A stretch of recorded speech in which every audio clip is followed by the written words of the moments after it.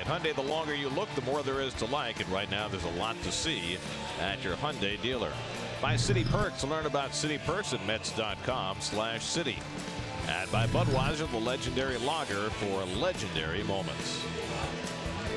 Get to Citi Field Saturday night, September 29th. The Mets play the Marlins at 7:10 p.m. It's Fan Appreciation Weekend. After the game, you can enjoy a fireworks show that will light up the Citi Field sky, presented by Verizon. For tickets, visit Mets.com/tickets.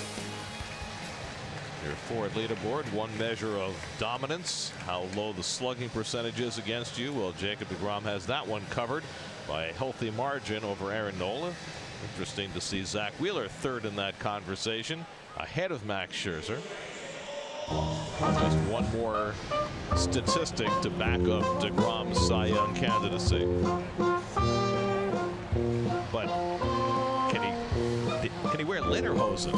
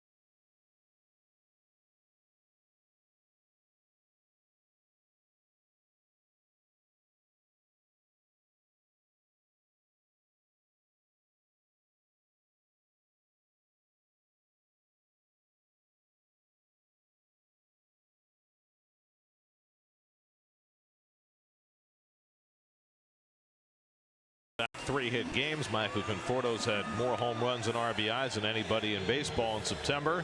Mets have been on a pretty good roll, and they'll try and keep it going tonight against the oft-injured right-hander Joe Ross. Yeah, he's had a lot of injuries. Coming off Tommy John surgery. He's only started one time so far this year. Came over from San Diego with Trey Turner many seasons ago, and they've expected big things for number 41. And the Jeep Nationals, a defensive infield. Spencer Keyboom behind the plate tonight. Wilmer Defoe at second base. In the outfield, they got some youngsters there, and that's a very fine outfield. Those five tools, we don't throw them up there for nothing. And I don't think we've never had a 15-tool outfield. I like Let me tell you, look at that. And they're all in tremendous rhythm. Oh, makes me want to go to the islands. Synchronized carpentry. Ahmed Rosario leads things off, 3 for 6 last night in the Mets' 12-inning victory. 25-year-old Joe Ross with his first pitch of the night, and Rosario laces one to center. Victor Robles misjudged it, and it goes by him and all the way to the wall. Rosario digging for second. He'll take the turn and stop there. First pitch of the game, and Rosario drills a two-base hit. Well, once again, Rosario, first ball, fastball hitting, and he's really learned to get on top of this high fastball. This ball kind of sailed away from Robles there. And that is the 27th hit of the month for Rosario. He came in tied for the National League lead. He's having a tremendous September. He's raised his batting average from August 10th. He was hitting .230. Started tonight at .263, and he adds to that with a first pitch double. So the Mets are off and running, and here's Jeff McNeil, 2 for 5 last night, a double and a triple. And he flies the first one out to left. Juan Soto is there, and that's the first out of the night. So both hitters attacking the first pitch against Joe Ross. Well, it's one of the few bad at bats I've seen Jeff McNeil have. You saw his reaction to that. It's got to pull that ball, get the runner over. That's his job in that two-hole, and he is more of a traditional two-hitter. It's very seldom we have not seen him come through and at least advance the runner. So now Conforto. Michael hit a 2-run homer last night, his 27th, matching his career high. 8 home runs, 24 RBIs in September. Both figures lead the major leagues. Up to 77 runs batted in for the year. And Conforto has really salvaged his season with a tremendous second half. 16 home runs now since the All-Star break. 24 RBI in the month of September.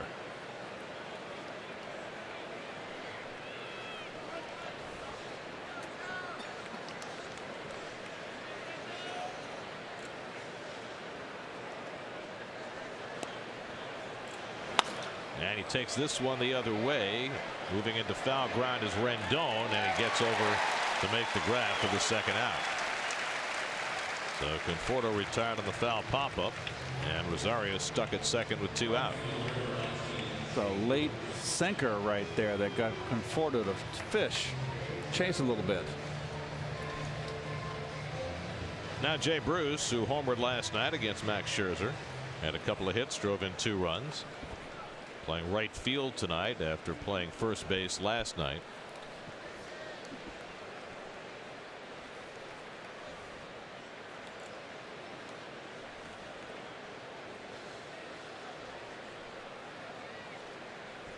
So Ross has thrown 4 pitches to the first 3 batters, 2 out, Rosario at second. That's very aggressive in this opening inning. And Bruce takes a fastball for a strike.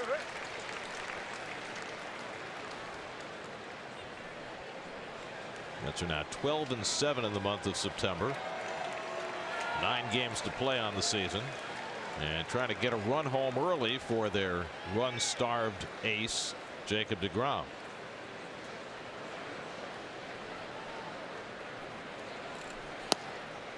Last night they got 3 early runs with back-to-back home runs, capped by Bruce's shot. That's a fastball a little above the belt, outside corner, and Jay, who's been finding his stroke, missed a lot of time. And what's the key to success? He went up the middle. Scherzer gave up a couple of home runs last night, but that's all. 3 runs in 7 innings. He struck out 13. And the changeup misses from Ross, 2-1. It's like a bad outing for him. Well, he finished the night at 17-7, 2.57. So he's got nearly twice as many wins as deGrom, but an ERA that is almost 0.8 of a run higher than deGrom's. Jake is about 2/3 of a run better than Aaron Nola, who's second in the league in ERA. He basically had the same start that deGrom had in Boston. The 7 innings, 3 runs. deGrom gave up the 2-run homer that capped that 3-run inning. There's the Cy Young race up to date. Mets put a little crimp in both Nola and Scherzer's candidacies in the last week.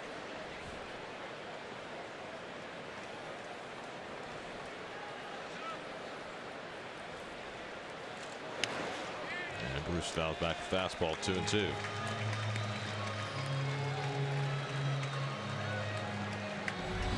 Brandon Nimmo hitting 5th in the order. He would be next.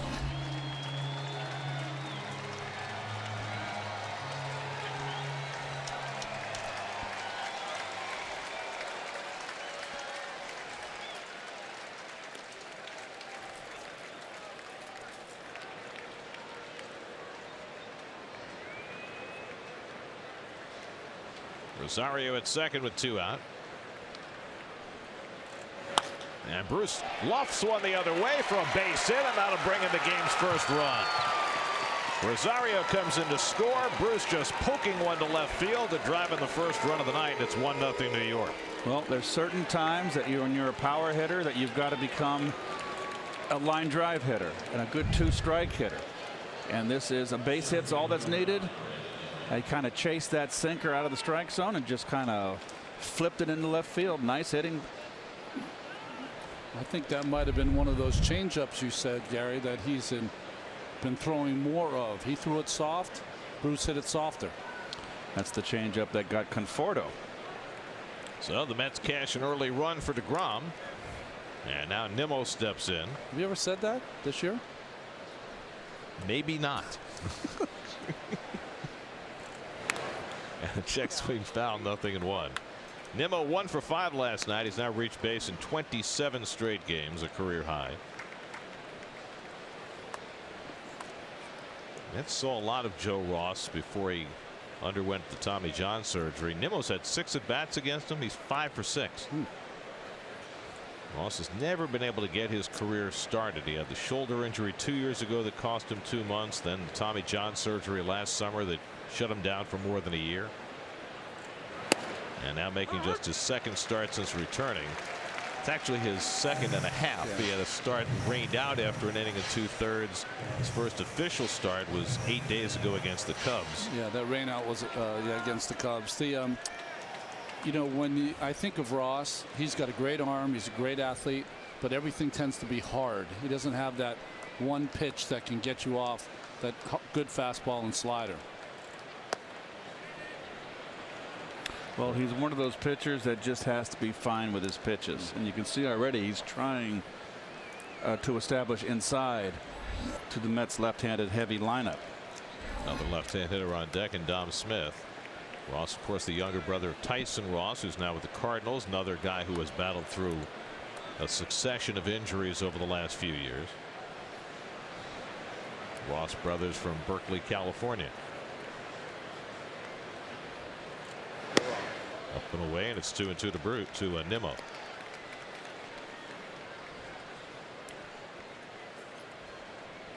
Ross made 13 starts last year before he got hurt, 19 the year before around injuries. And now just trying to put a little bit of a bow on his comeback in September after missing most of this year.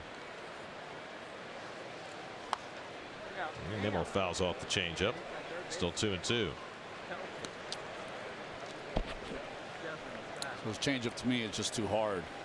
88 miles an hour. His fastball's around 93, 94.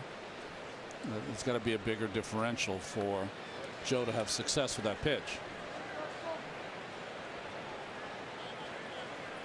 Did he always work this slow? Or I don't remember him working this slow. No. Bruce at first with 2 out, a run home for the Mets in the opening inning.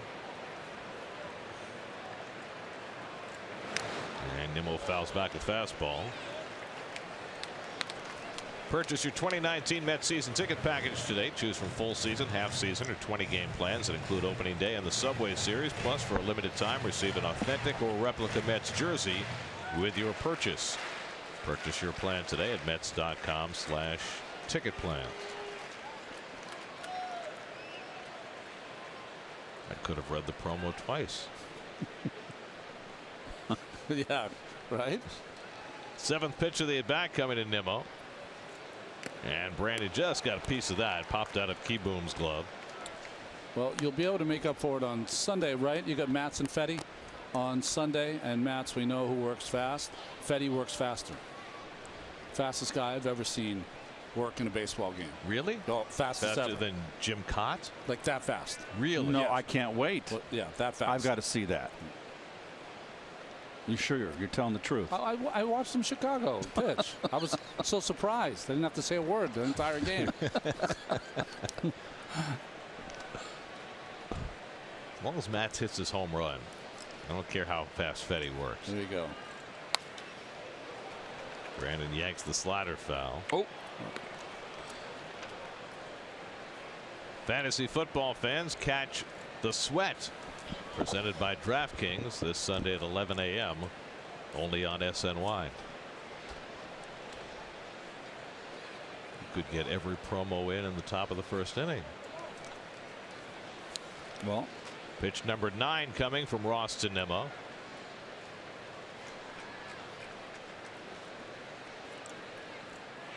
And Brandon takes inside. It hit him, and he's on first base. And Ross is looking into the home plate umpire Sam Holbrook, trying to intimate that he did not try to get out of the way.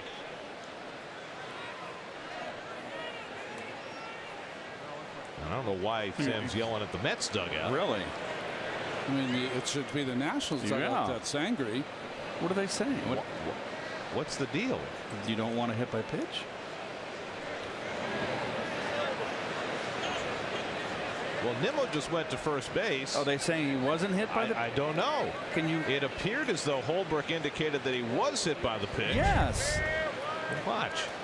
So it nicks the arm protector. Yeah, it got him. Looked like a little change of direction. And Nimmo immediately headed for first base. And oh, I see. So Holbrook said foul ball. But there's no way that's a foul ball. Oh, wonderful. So the Mets are challenging it, saying that it did hit Nimmo. Now, is there definitive evidence that it did? How can he think that it's a foul? I don't know. It didn't go anywhere near his bat. But it didn't go anywhere near even. I mean, the knob of the bat was not anywhere in the neighborhood. That makes no sense. I mean, the indication that he made was that it was a foul ball. He was saying it tipped his bat and went in the glove. Okay. This is a quickie. So either it's a hit batsman or it's. I mean, the thing is, you can't challenge a foul ball call, and they're not going to say it wasn't a hit batsman. So if they said it wasn't a hit batsman, it would have remained as a strike. Yeah, saying it went off the bat. So I would have. Gosh, that whole thing was bizarre. Yes. Anyway, he winds up at first base. Nimmo hit for the 22nd time this year, which leads the National League. So after all that, the Mets have 2 aboard with 2 out. And Dominic Smith, the batter. Dom went 0 for 3 last night. Playing first base tonight after starting in left field last night. And Dom takes a first pitch slider down for ball 1.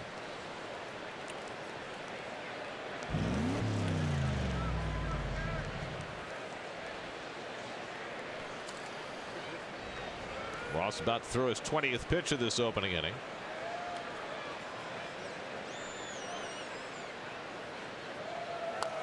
And Smith fouls off the changeup, and it's 1-1. Well, you can see that Ross has really changed the way he approaches things, throwing more changeups than we've ever seen him throw before. Changeups. I don't know if it's because people are on base, how deliberate he is. I don't know. You don't know what is a person's head after they come back from an injury. Do you want to be deliberate and make sure that you're not rushing yourself, all your mechanics good? I don't know, but he's working slow. Dom fouls off the fastball, and it's 1-2. And now a quick message from City. Well, it's the only quick thing in this inning. It's your thing. What? Do what you want to do. Run it 2 or 3 more times. Go ahead. You got time. Huh? Throw the Porsche one in. Get it in.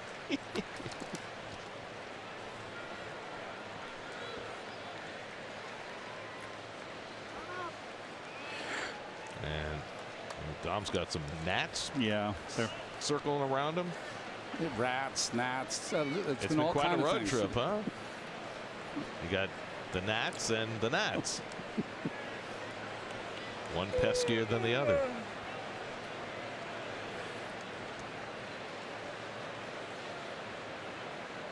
1-2 coming. And it's on the inside corner. And that retires the side. So Ross picks up his first strikeout. Mets cash a run on the Jay Bruce 2-out hit and hand Jacob deGrom a 1-0 lead as he takes the mound to the umpire sound.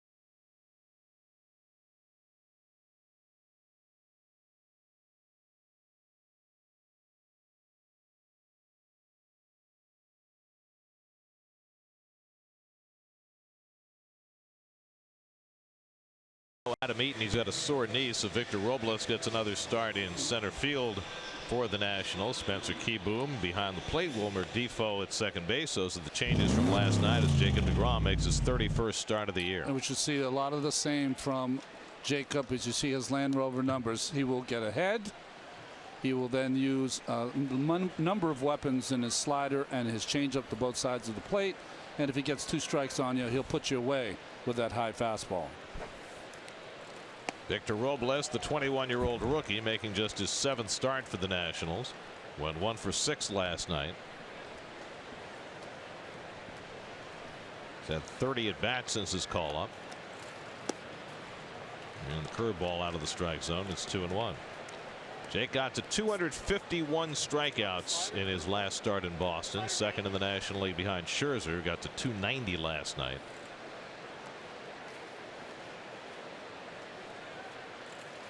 Robles foul tips the fastball at 98. Jake is only the 3rd Met pitcher ever to reach 250 strikeouts in a season. Tom Seaver did it 3 times. Doc Gooden did it twice. And now deGrom joins that select company. And he's got his first of this game as he blows away Robles for the first out. Now, Ronnie, you talked about the high fastball. There were 3 fastballs above the waist that puts away Robles. They just can't catch up to it. No, you see him break his swing down, up and in. And Tardy. There's his perceived velocity must be as better than anyone in the game. Trey Turner takes a strike. Well, it's just in a perfect up and in spot. Let her high, up and in, and with the uppercut swing, you're not going to catch up. Turner 1 for 4 last night, and he goes after a changeup and misses, and it's 0-2.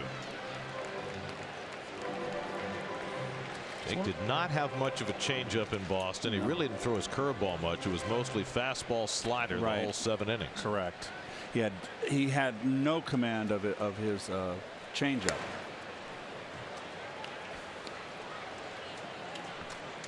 He had the 1 bad inning at Fenway Park. He gave up a couple of scratch hits, a sac fly, and then a 2-run homer to Brock Holt. Grounder toward the middle of the diamond. Rosario has to hurry against Turner's speed and gets him by a stride. 2 out.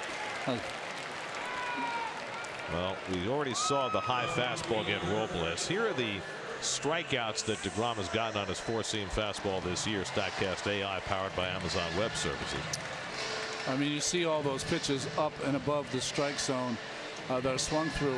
What's amazing to me, not only are those pitches, but it tells you how much life he has, that even in the middle of the strike zone occasionally, which he's not there a lot, that he gets a lot of swing and misses for strikeouts. So really reveals to you the late life on the fastball of Jacob DeGrom.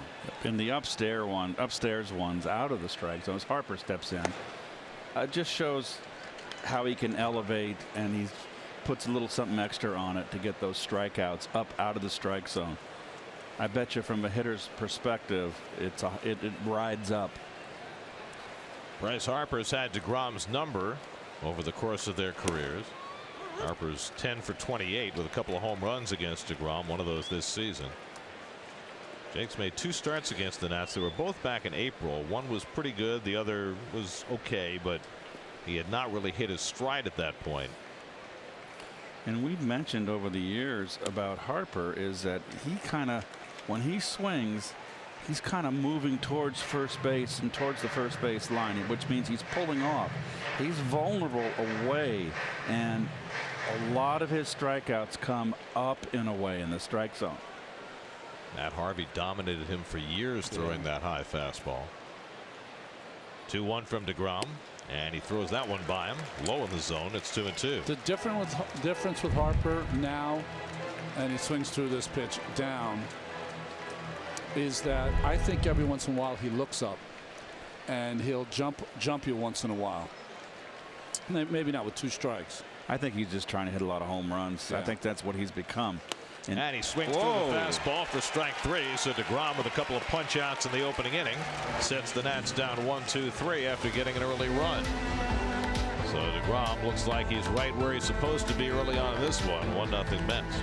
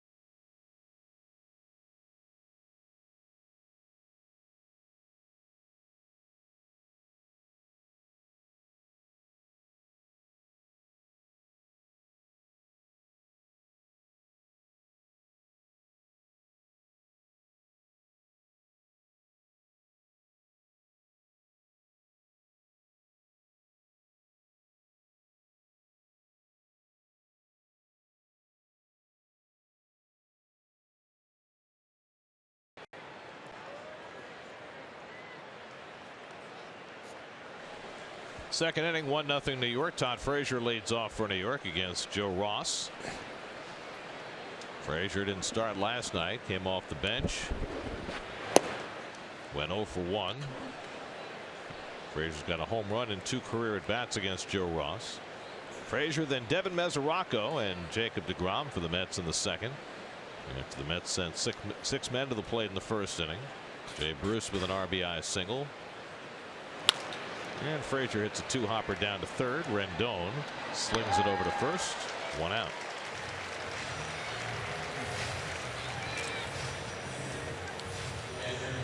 So Frazier retired, and now Devin Mesoraco, and it's something of a surprise to see Devin back playing again. He last played September 3rd in Los Angeles, went down for a second time with neck issues that were radiating into his back. But after doing a lot of hard work, he's gotten himself back, and I think it's not a coincidence that he's made his return tonight with DeGrom pitching. And Jake has felt very comfortable with Mesoraco since he arrived back in May. Yeah, yes, he has. And I think that Mesoraco probably in his workouts to get back wanted to get back to catch DeGrom 1 or 2 more times. Well, the Mets showing off their catching depth. Last night it was Jose Lobaton who delivered the game-winning RBI in the 12th inning. DeGrom liked pitching the Lobaton too. I mean, he loved pitching to everybody this year. It was interesting. I was looking at the numbers today. Catcher's ERA with DeGrom, and they're all good, obviously, because Jake's been fantastic. I mean, Kevin Pilecki's caught 8 of his starts, a 2.40 ERA. That's not bad. Yeah. Mesoraco 19 starts, 1.72. Travis d'Arnaud only had 1 start, 1.59. But Lobaton 4 starts, 1.05. That's the best of the bunch. He's on the corner to Mesoraco 2-2. He's a leader in the clubhouse. Yeah.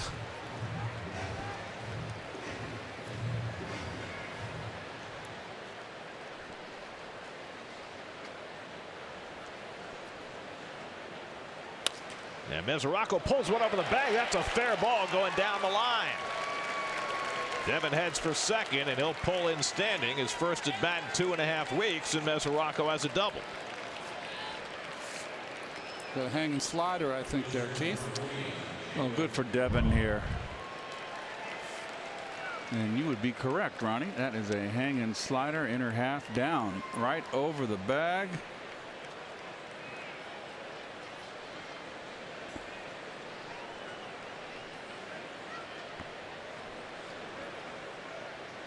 So Mesoraco has his 9th double of the year. Now DeGrom, who's been swinging the bat really well, up to 11 hits for the year. Rendon's on the grass, Gary. He's not bunting, Ronnie.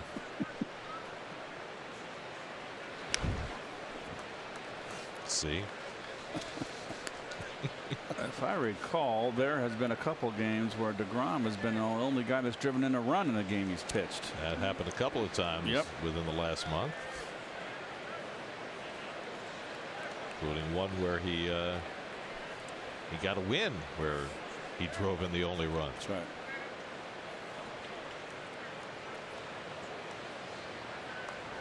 He's got 5 RBIs this year. And he drives that one out to right, but Harper cuts across and makes the catch.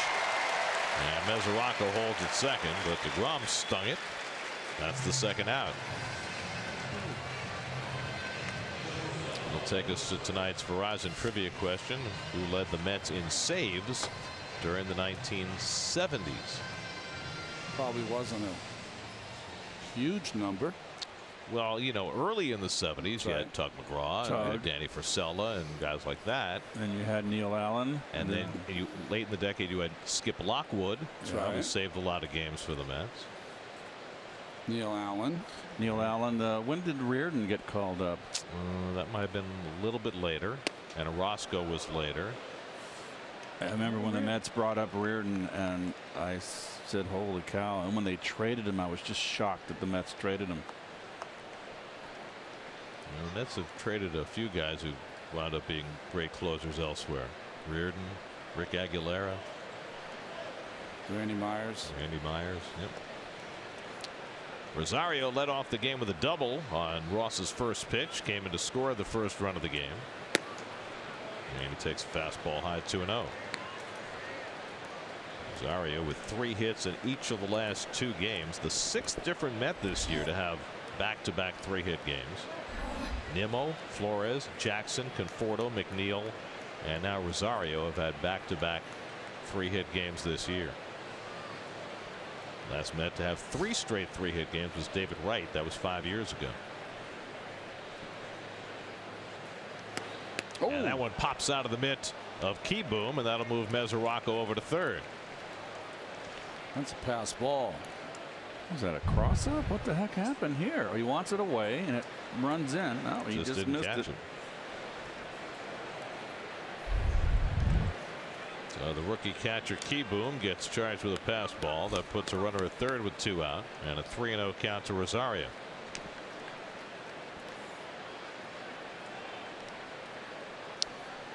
Well, the progress in the second half of the season for Rosario has just been fantastic.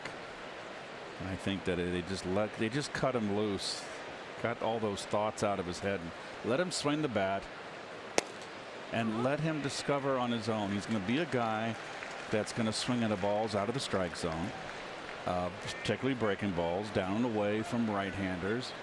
But the only way he's going to learn to lay off is to be up there and face them, and hopefully he learns the strike zone.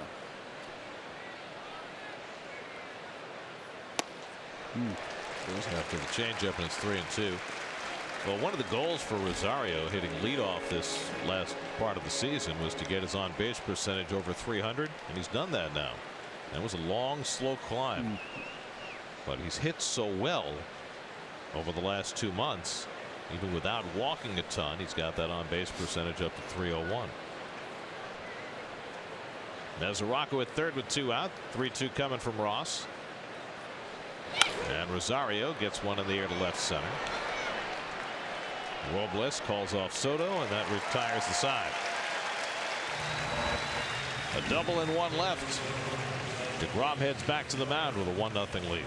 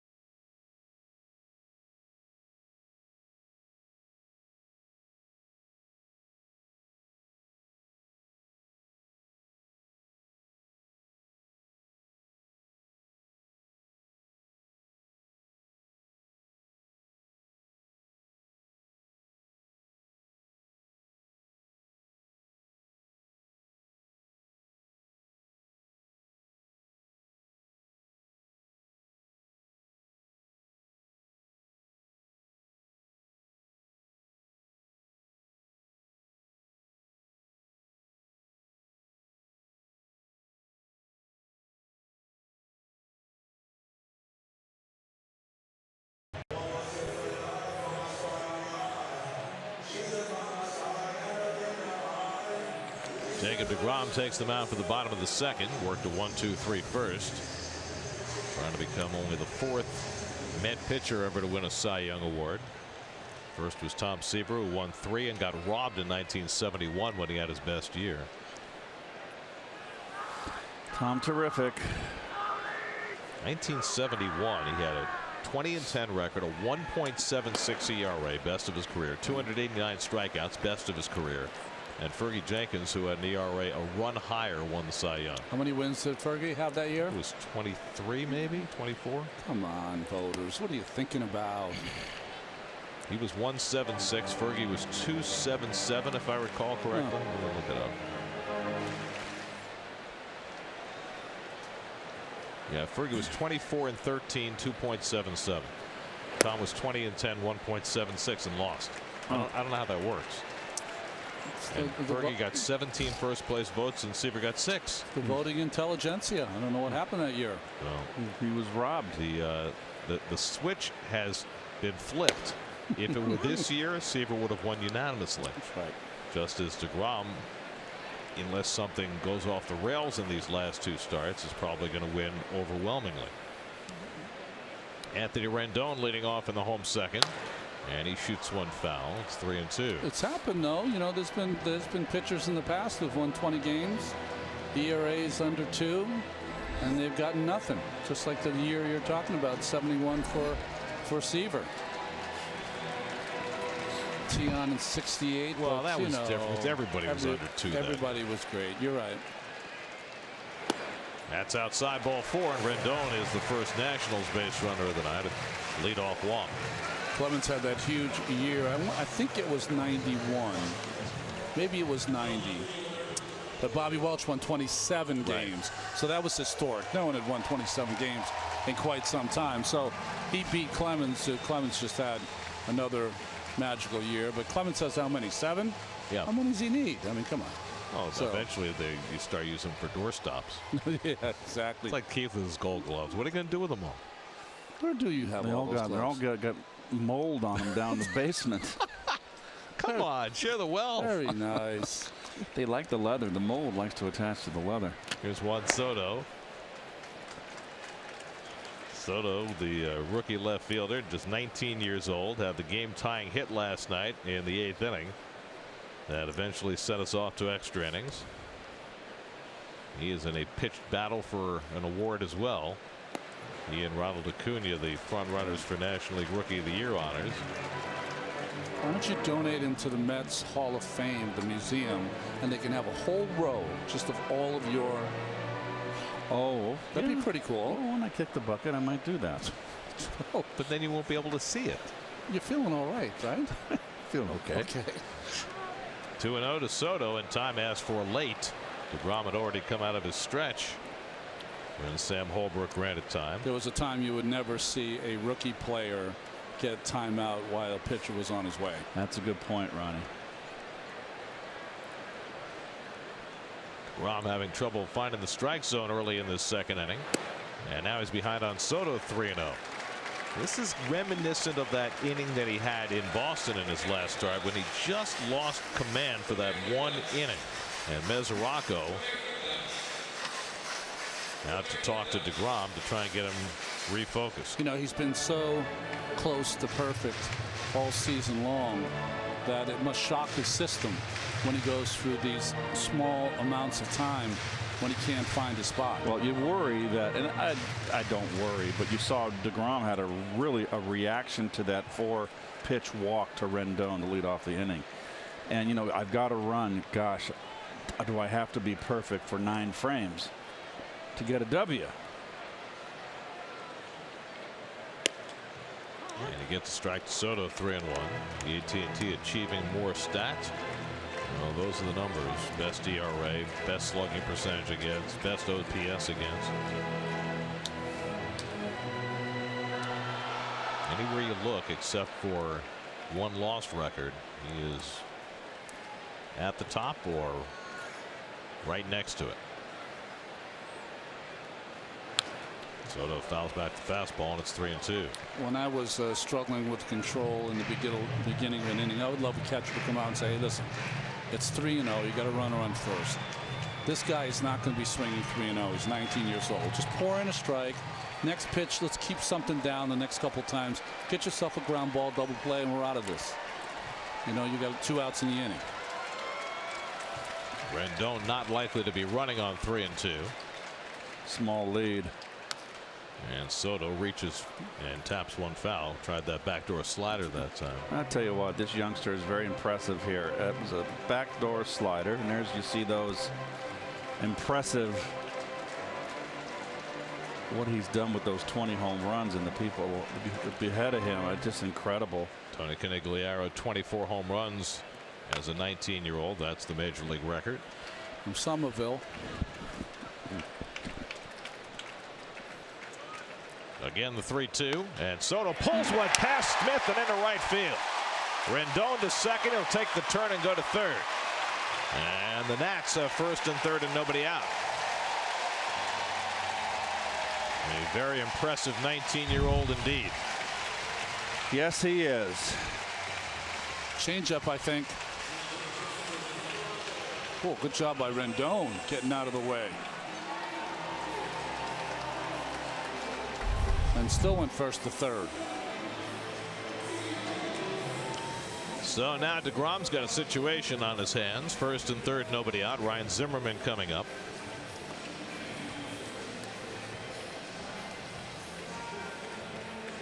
Opposing hitters against DeGrom with runners in scoring position this year, hitting 145.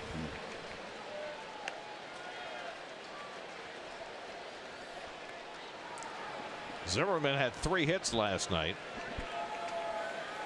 Up to 270 for the year after his very slow start. That's at the infield at double play depth. They'll concede a run to try and get 2 outs. I don't think DeGrom wants to concede anything. And he misses upstairs for ball 1. Zimmerman, as we've always mentioned, it's just plain to see from the center field camera. He just way off the plate. Ooh. And Jake didn't get the call on that slider. He's asking the umpire, Sam Holbrook, where was that pitch? It was a 1-0 changeup. It was right at the bottom of the strike zone. It's a strike. Holbrook missed it. It's a pitcher's pitch. Pitcher's pitch, but you know, now he's 2-0. Yeah, in a tough spot.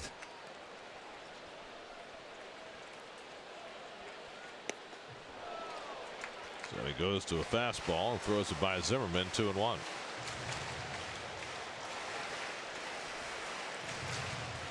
Rom trying to puzzle this out in an inning where he's just been a tad off. Walked Rendon, fell behind Soto, gave up a hard hit.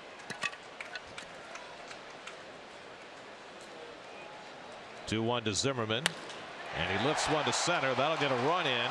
Back goes Nimmo. Makes the catch. In comes Rendon to tie the game. Back to first goes Soto, and it's 1-1. So Zimmerman with his 49th RBI drives in the first run against DeGrom tonight. Well, once he didn't get the 1-0 call, he knew he had to go in really defensive mode, meaning he had to just get the out from Zimmerman. He gets the out, but it costs him a run. Well, so far this inning has gone very much like that inning in Boston, where he gave up a couple of hits. Second one on a hit and run play, and then a sac fly brought in a run. The problem was then the next batter, Brock Holt, hit one into the bullpen. That's what he's got to do now, is limit the damage as he faces Wilmer Defoe, the switch hitting second baseman. Soto kind of drops that left arm straight down, the right arm on the hip. Near to the left side. Rosario with a nice move to get the force at second. Rosario throwing back across his body, and McNeil able to stay on the bag, and they get the force for the second out. Off the field, Mr. Soto, you're out. He kind of circles it there, which I didn't think was necessary, but he got there, and it's clearly McNeil's on the bag. Nice first base stretch. I think the second base umpire, Jim Wolf, was waiting to make sure McNeil held the ball. Yeah, I can see it coming out a little bit. Yep. That's why he waited. But he had it secure long enough. So now 2 out, Defoe at first. And the number 8 hitter, Spencer Kieboom, comes up. Kieboom making his 35th start for the Nats as their backup catcher. And he swings through a fastball, 0-1.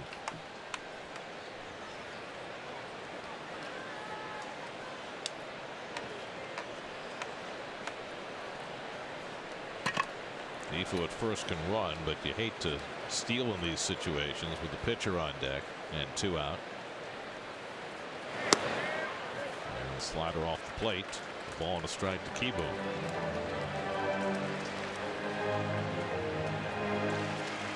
I never minded the steal in this situation, Gary, because if you're successful, you got a chance to drive it in, and if you're not, you got the 8th hitter leading off instead of the pitcher if the 8th hitter makes an out. Yeah, but I think a lot of teams these days, if you steal in this spot, they'll walk the 8th hitter and pitch to the pitcher.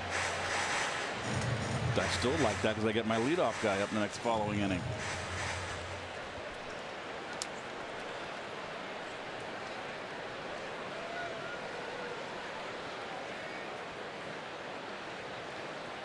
And he might pick him off, and he does. He got Defoe leaning the wrong way. Well, there's the worst possible result for the Nats. Defoe doesn't even have a chance to steal the base, and DeGrom picks him off. And that retires the side.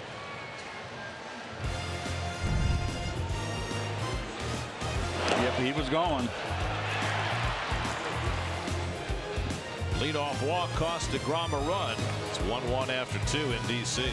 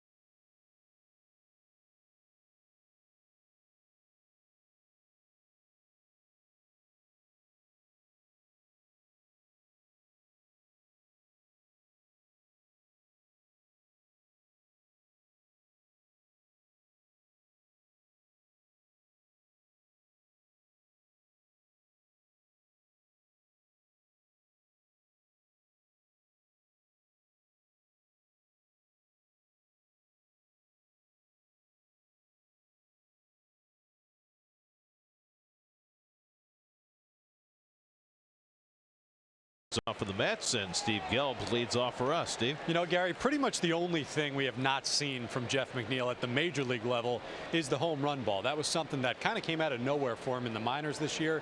He had 19 home runs between AA and AAA, just 3 so far in the majors, and that was actually a conscious decision, a change in approach for Jeff McNeil once he got up here. He realized the pitching obviously is much better, so he might not always get the pitch to drive as he grounds out here.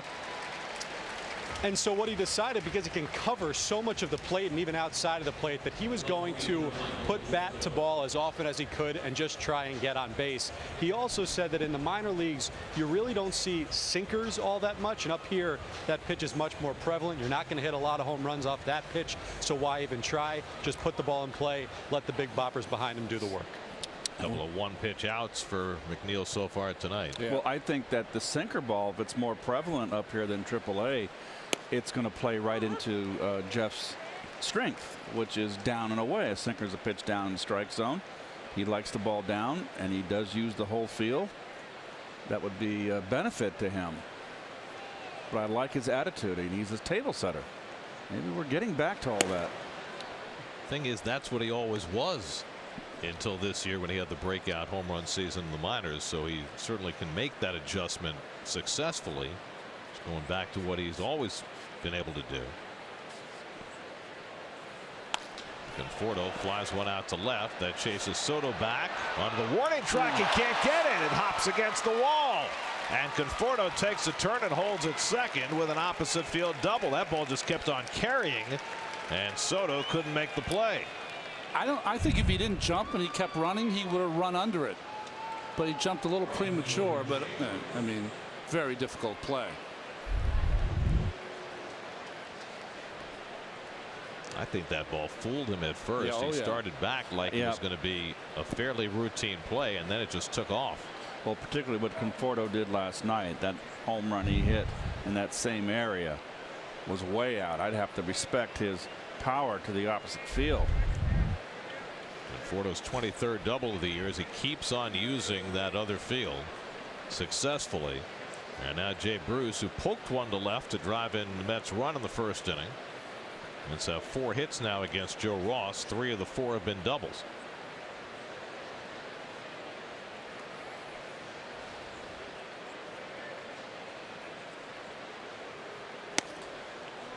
And Bruce takes a fastball inside for ball 1.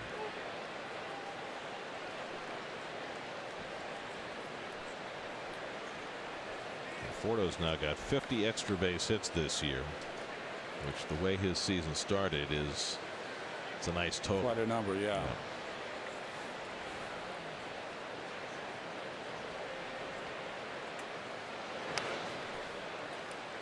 The MVP candidates, the magical years, are when you're 75 extra base hits or above.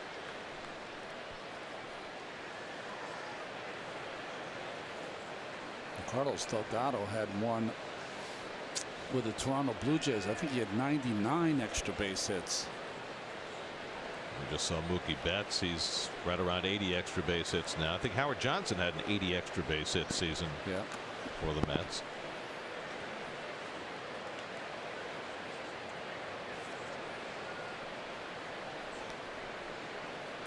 One and one to Bruce, and he takes fastball for a strike. Who is Hojo? Do we know? He's a hitting coach in some organization. I don't know if it's the big leagues, but Seattle, or was that? No, I think that's a couple of years ago. A job or 2 ago. Okay. It's good to keep up with Hojo.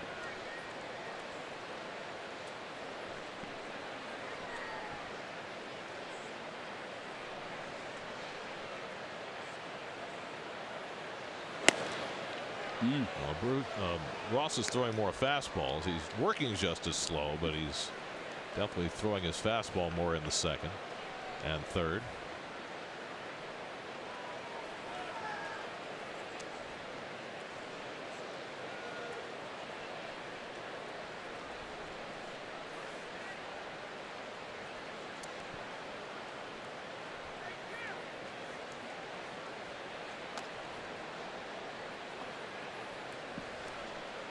Customize your experience to catch every moment this season. Get New York Mets home screen icons and features such as MLB.tv Game of the Day, pitch tracking, in-game highlights, live radio broadcasts, stats, news, and more. Download MLB at Bat today. And I just realized we've got one fabulous crowd here tonight. It's Friday night, Keith. Yes, sir. This ballpark is. Is it giveaway night? Oh.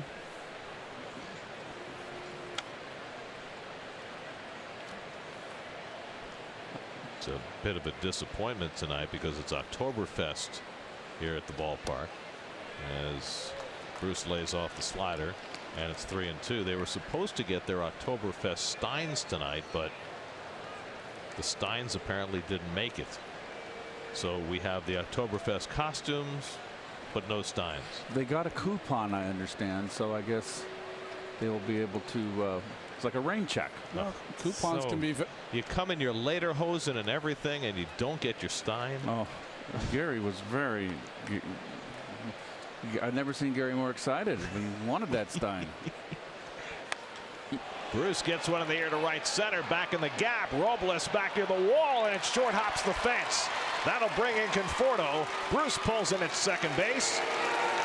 Conforto and Bruce trade places, and the Mets lead 2-1. Bruce with his second hit and his second RBI of the night.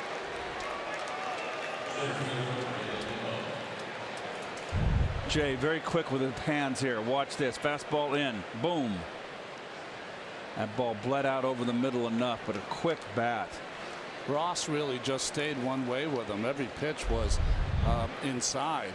You know, you stay one way with an experienced hitter. At some point, you make a little mistake, he's going to get you. Now Brandon Nimmo was hit by a pitch his first time up. 22nd time this year, extending his club record.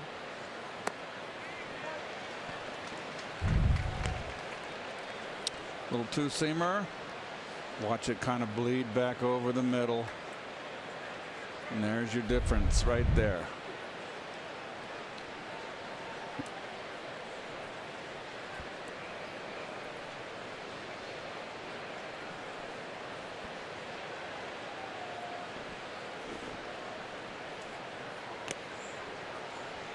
Fouls off the fastball, and it's 0-2. Brandon's been a little under the ball lately, on the ball belt high and up.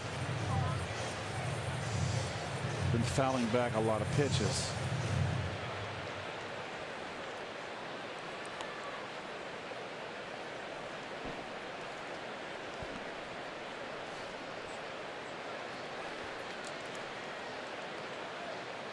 Ross ahead 0-2, and Nimmo grounds one on the right side. Zimmerman arranging wide, and Ross covers for the second out as Bruce goes to third. 2 out. I have an answer for you on Howard Johnson. He was the AAA hitting coach in the Rangers organization this year at Round Rock. Okay. But if you recall, back in March, he got hit in the face by a line drive during an exhibition game, and had some facial fractures, so that kind of put a crimp in his season. Okay. Well, good for Hojo. I just saw that Texas re-signed for 3 years plus with Round Rock. Now, of course, the Rangers are also cleaning house in their at their major league level. They fired Jeff Bannister, their manager, today. What a great baseball man he is. He will be scooped up quickly. Here's Dom Smith with the runner at third and 2 out. Dom went down looking his first time up, and he takes a fastball for a strike. 95. That's as hard as Ross has thrown tonight.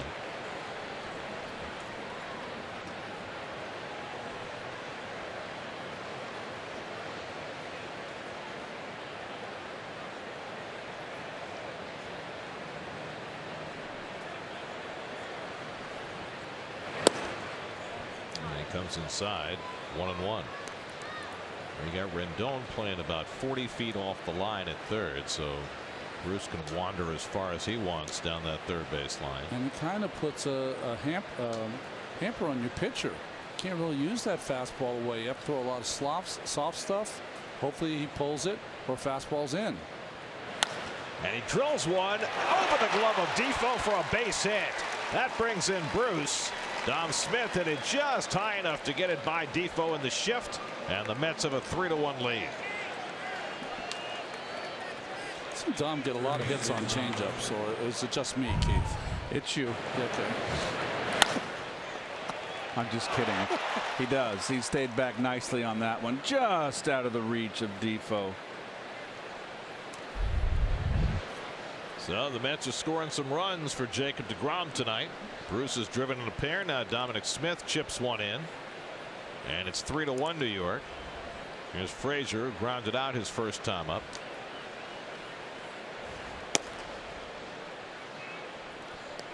Well, Dominic getting a chance to play every day, right on the fat of the bat. Look at that. Changeup didn't fool him a bit, and the sinking change wasn't away enough. Had too much of the plate. 9 RBIs now for Dom and 120 big league at bats this year. And that's pulled over the bag, but just foul. Frazier halfway down to first thought he might have another in a string of extra base hits for the Mets. They've already had 4 doubles tonight against Ross in the first 3 innings, and this was close to another. Proper call. DJ Rayburn, the third base umpire. He had some contretemps last night. Well, 2 ejections. Mickey Callaway about as angry as we've ever seen him after Jeff McNeil was ruled to have offered it a pitch while bunting, and then Bryce Harper got ejected in the last inning. And then stayed in the dugout after he was ejected, which I know that I've asked a lot of people today. Nobody has ever seen that happen before. Yep. Players stay in the dugout after he's been ejected. I've seen players take their time where the umpire comes and say, hey, let's go.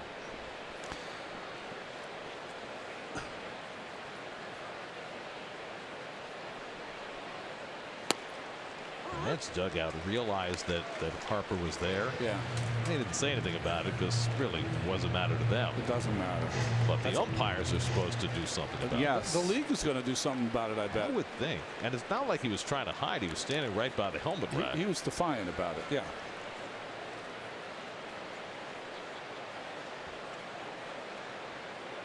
Smith at first with 2 out, 2 runs home in the inning. And Frazier pulls one down to third, booted by Rendon, and everybody's safe. The normally sure-handed Anthony Rendon unable to handle Frazier's ground ball, and the inning continues.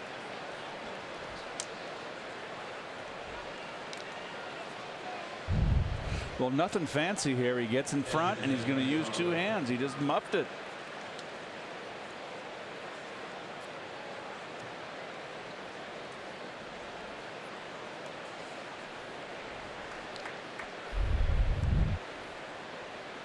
It's only the 6th error of the year for Rendon. It's a very small total for a third baseman. So 2 out and 2 on for Mesoraco, who in his first at bat in 2.5 weeks pulled a double over the third base bag. His first time up.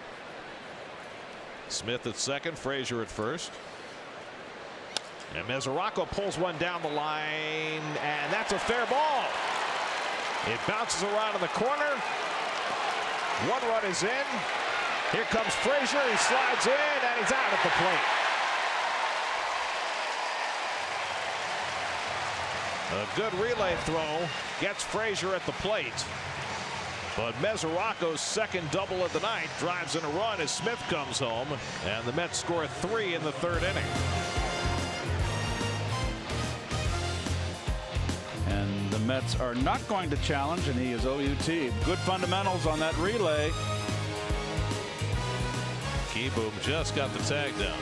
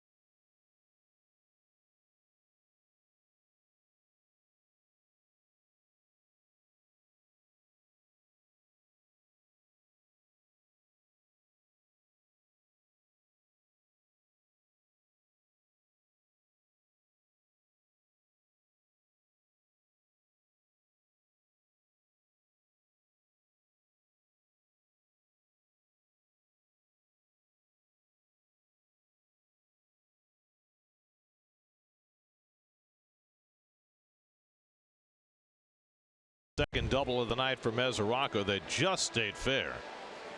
Oh, right on the chalk. And this is what wins you some ball games. Perfect relay. Can't do it better. Soto to Turner, and then right on the money to Keyboom, who got the tag down just in time on Frazier. It looked like a sure bet to score from first on that play. Keyboom did what you've been asking catchers to do, or even infielders to do, is lay that tag in front of the plate. He didn't go reach for Frazier. He just threw that tag right down in front of home plate. He also gave Turner a nice target. He set up inside the line so you can throw not throw into the runner. And so Jacob deGrom in a situation which has rarely presented itself this year, pitching with a 3-run lead. How about that? Gave up a run in the second after a leadoff walk. He's come right after Spencer Keyboom after getting those 3 runs in the top of the inning. Ahead 0-2 with the pitcher Ross on deck.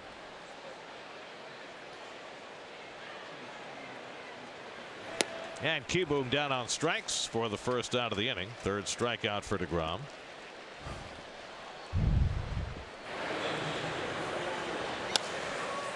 Well, 2 outs. You're on your horse. Big. Oh, it's a big turn. Big wide turn, and that's the difference there. He didn't bow out from second base, and those are valuable. That's a second right there, maybe more. The difference.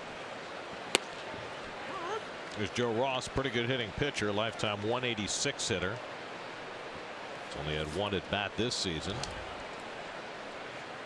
DeGrom picking up the pace and feeds one into the strike zone. 5 straight strikes to start the inning for Jake. I think Jake knows now, okay, they've given me 3 runs. I haven't had this. I'm going to shut the door here. Always helps when you have the bottom of the lineup, too. But again, this start is starting out so much like the one in Boston. The only difference is he didn't give up the 2-run homer like he did to Holt. He had the 1 bad inning, then he refocused and he was untouchable the rest of the way. Wound up striking out 12. Remember, he had that good start at Citi Field where he was battling back and forth. Maybe Tanaka was the opposing pitcher, and then Brett Gardner got him for a 2-run bomb.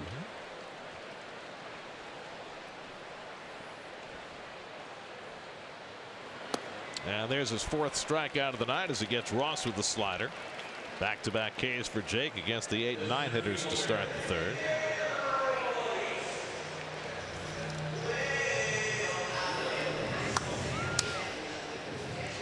So now we'll start his 2nd time through the batting order against Victor Robles, who struck out on a fastball his first time up.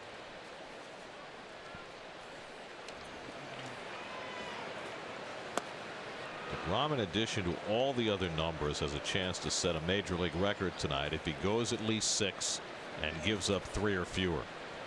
Quality start. He's done it 22 straight times to tie a major league record. Bob Gibson did it in his historic season in 1968. Chris Carpenter did it in 2005. 22 straight quality starts, and now DeGrom can break that with a quality start tonight. Robles holds on the curveball and it's 2-1.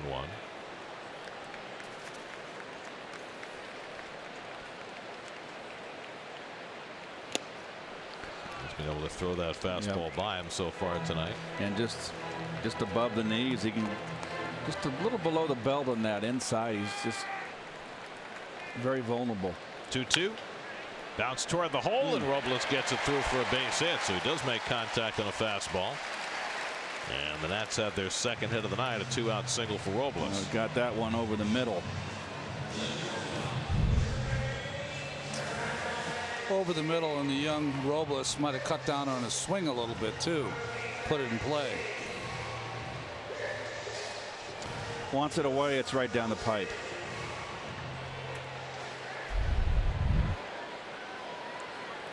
So Robles aboard with 2 out, and now Trey Turner. Turner bounced out to short his first time up.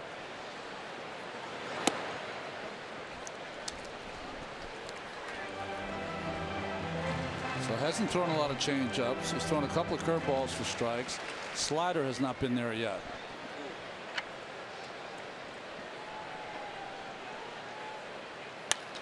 And Turner flies one into shallow center.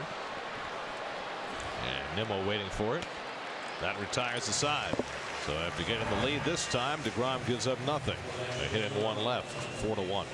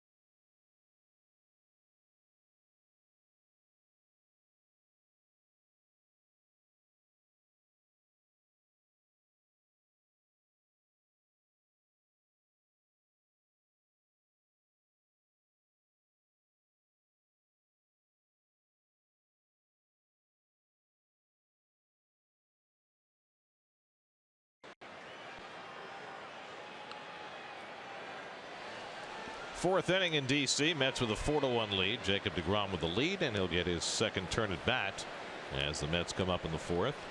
Jake hit the ball hard his first time up, lined out to right field. Mets have 7 hits in the first 3 innings against Joe Ross, making just his second start back from Tommy John surgery. And deGrom has been the beneficiary. And he lifts one out to left, and Soto has it lined up. 1 pitch and 1 out for Ross in the fourth. Let's go back to Frazier's route on the bases when he got thrown out of the plate. Look between first and second base, how he's straight line. He should be bowing like he's bowing out here at shortstop.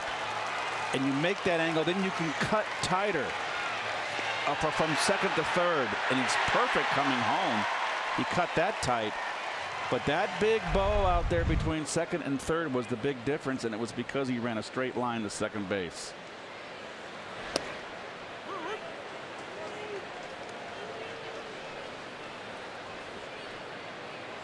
Pretty good at this baseball stuff, too. Oh, well.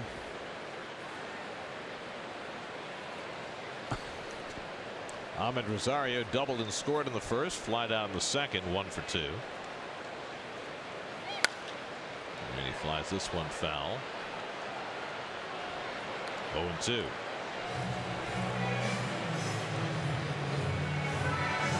Well, I'm wondering, on a ball hit down the line like that, you're heading to second as the runner at first. At what point do you pick up the fact that it's going to be fair and that you're going to have to try and go to third? You have to assume it's going to be fair every single time. So in other words, you don't assume. Yeah. You play it like it's going to be fair. Rosario takes a slider in the corner for strike 3. Second strikeout of the night for Ross. 2 out of the inning. Now you have to run, straight to the bag, Gary, because if the third baseman's going to backhand it, he can force you out at second. So you're kind of on a straight line. But once you're observing and you realize that the third baseman's not going to get to it, that the ball's in the air over his head. Yep. Yeah. Here's McNeil, who's hit the first pitch in each of his at bats, flied out and grounded out. This time he takes first pitch fastball for a strike.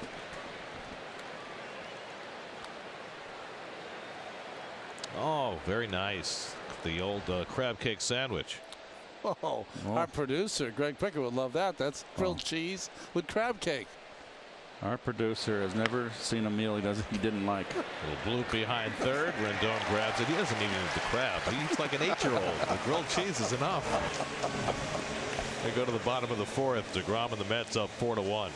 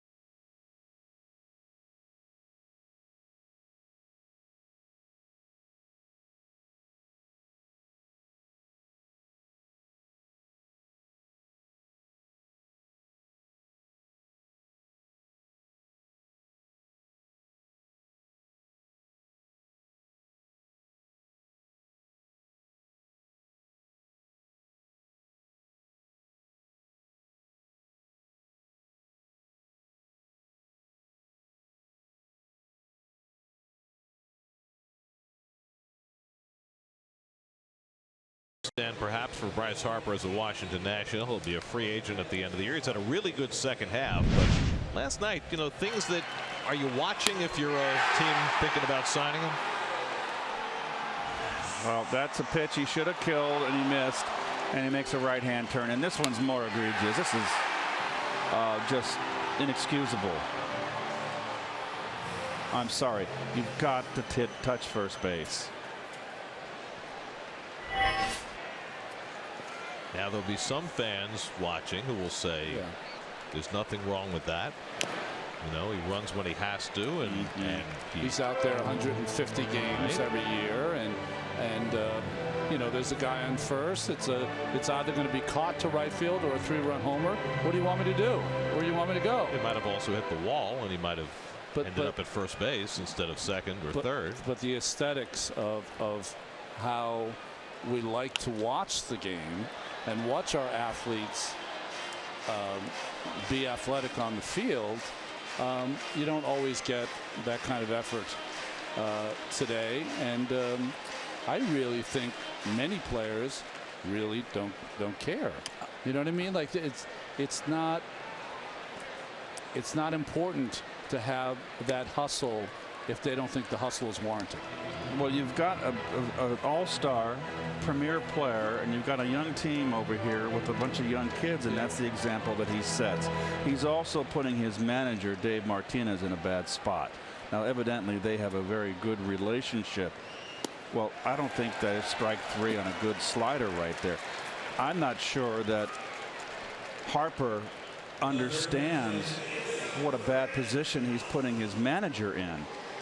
And, you know, in today's game, you know, I don't think they have the power to come down on a superstar like Harper.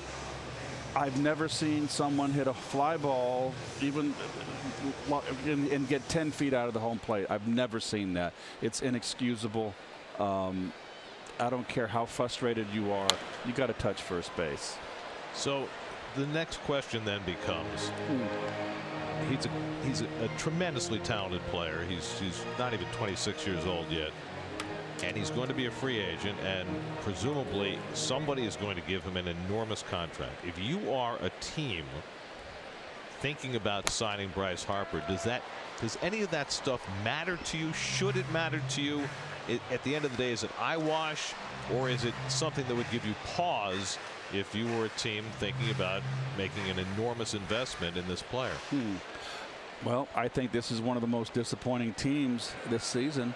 The Nationals, I mean, I don't think 90 games is going to win this division. The Nationals are strike 3 called as Rendon is out. Enormously talented, and they've underachieved. And I just think that you got to have rules for all, and everybody's got to be all in on this. And it would, Gary, give me pause and give a long term. Particularly with today, where there's 7-year deals. Might be. I mean, Giancarlo Stanton signed a 13-year deal. I don't know how many years Bryce is going to get, but whoever it is, it's going to be a lot of years for a lot of money. The team that wants him, it'll give them no pause to sign him to a huge contract. No pause at all.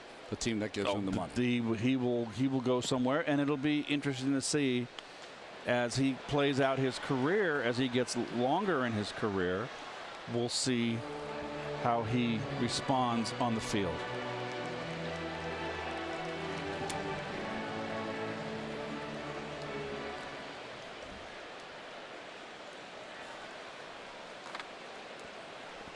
Of course, the two top free agents are Harper and Manny Machado, and those are some of the other names that'll command a lot of attention. But I think you concentrate on the two guys at the top, right? Because they're so young, and somebody's going to give each of them an enormous amount of money for a lot of years.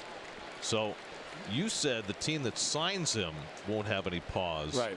But what about, will there be fewer teams than there might otherwise be because they watch that? No, because those two players are once in a lifetime of getting a player under the age of 25, 26 years old who are the top 5 players in the game.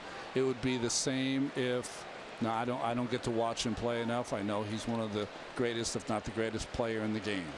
If Mike Trout is a person of impeccable, his reputation, impeccable reputation in the game. Okay, but say Mike Trout was didn't have that impeccable reputation. There are very few players in this day and age that are free agents at that young of an age those things are overlooked because of their talent. Guys at 25 years old are just showing what they can do. Conforto, these guys have done it for 5 years at an elite rate. 2-2 to Soto, and he has to move his feet. So the harder question to ask then is, okay, Bryce Harper got here in 2012. The Nationals, whether it's making the postseason or making an early exit, or this year not making to the postseason, have been an enormous disappointment. There's no two ways about it. And the question then becomes, is there a connection? Is he? You're asking, is he a winning player? I'm asking if there's a connection between Bryce Harper not always running hard and the Nationals not winning. Or is that hard to answer? I would say it's hard to answer. It's hard to put it all on him. Right. I would say there's 4 or 5, half dozen things that have not been right in Denmark. I agree with you. You can't put it all on Harper. DeGrom keeps rolling with a 1-2-3 inning, 4-1 New York.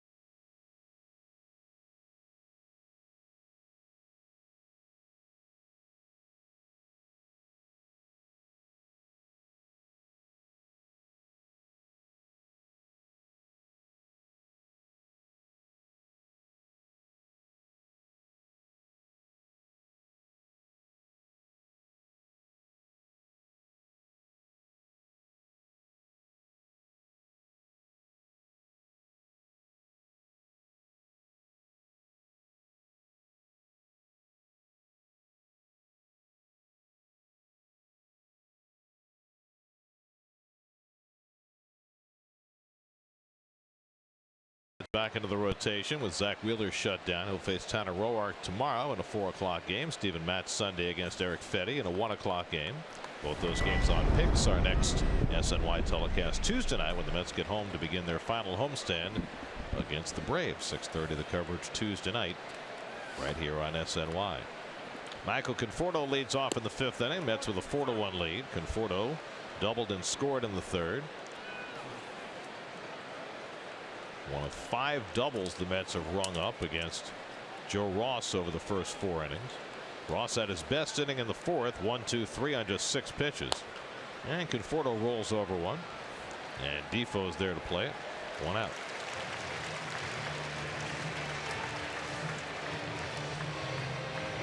Ross threw 74 pitches in his first start back from Tommy John surgery 8 days ago. He's at 67 pitches now.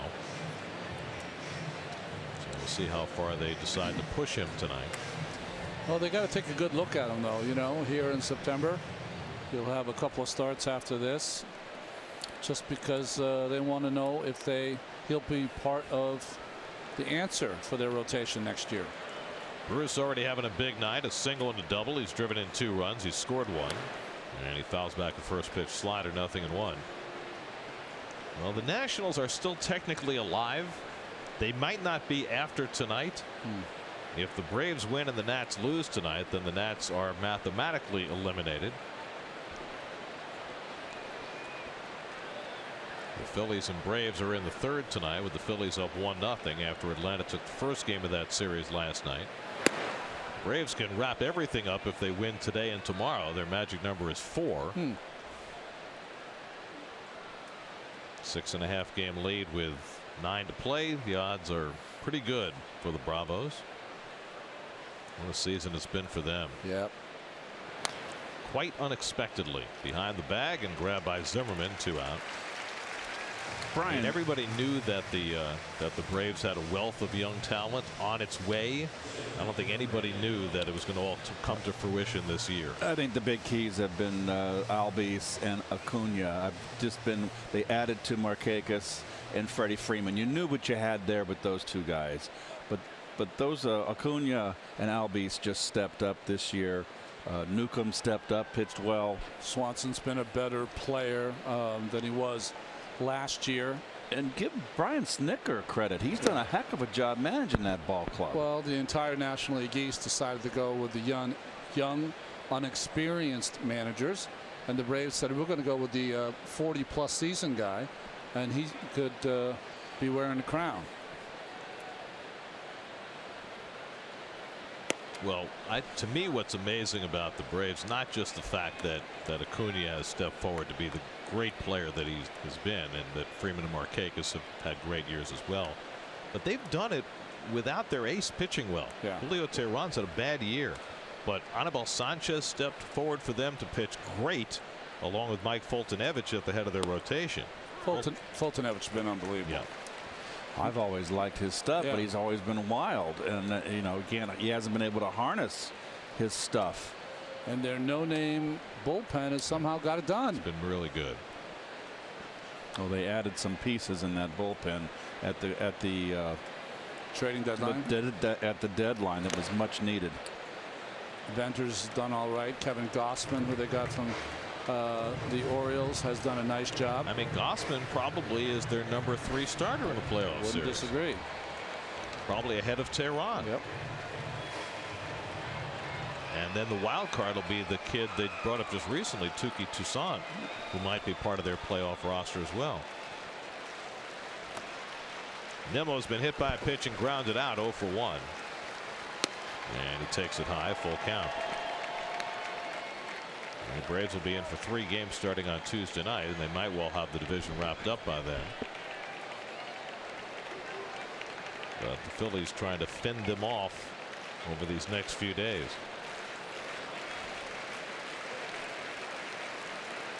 Two out and nobody on, 3-2 to Nimmo. And Brandon strokes one down the left field line. That'll slice away, foul. Tater tots? Oh, what do we got on top of the tater tots? Oh my It's Lord. the crab dip on the tater tots. Look at that.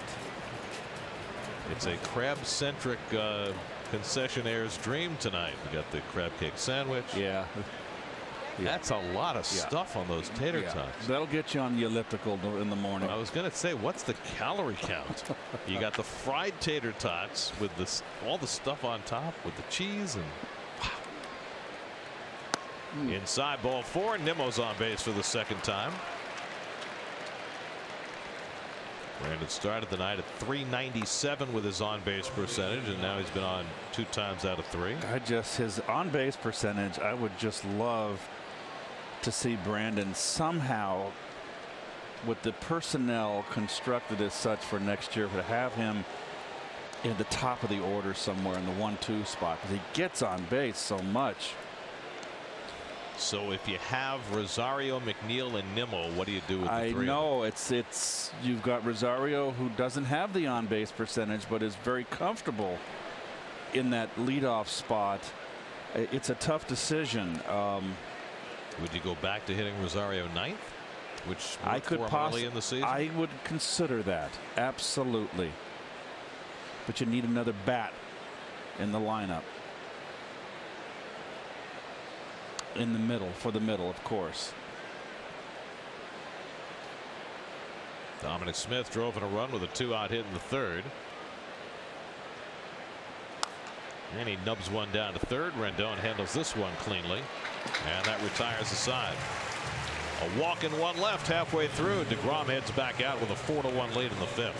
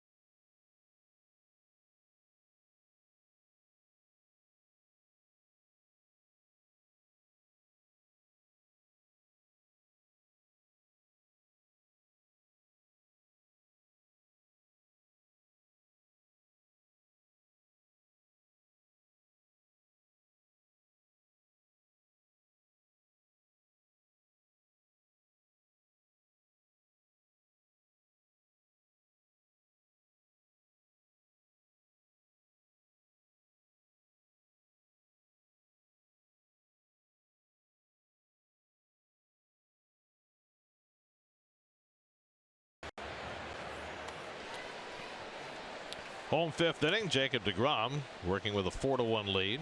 Faces Ryan Zimmerman, who drove in the only run against him with a sacrifice fly. And he takes a fastball outside. Jake has struck out 6 through the first 4 innings. He's walked 1. That 1 hit came home to score. Zimmerman, Defoe, and Keyboom in the 5th. And Zimmerman fouls back the fastball 1-1. Jake's pitch count a tad higher than he would like. Through 65 pitches through 4 innings. I know this is hard for you to believe, but Freddie Freeman drove in the tying run. He's been red hot the last few days after about a 3-week slump. 2 hopper to Rosario, and he guns down Zimmerman 1 away. Meanwhile, it's rehab day in Cleveland.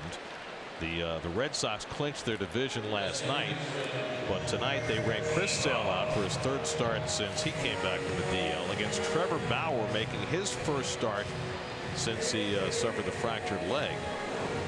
Bauer lasted 4 outs. Sale lasted 10 outs. Oh, I thought you were talking about they opened up the Budweiser fridges because the Browns won.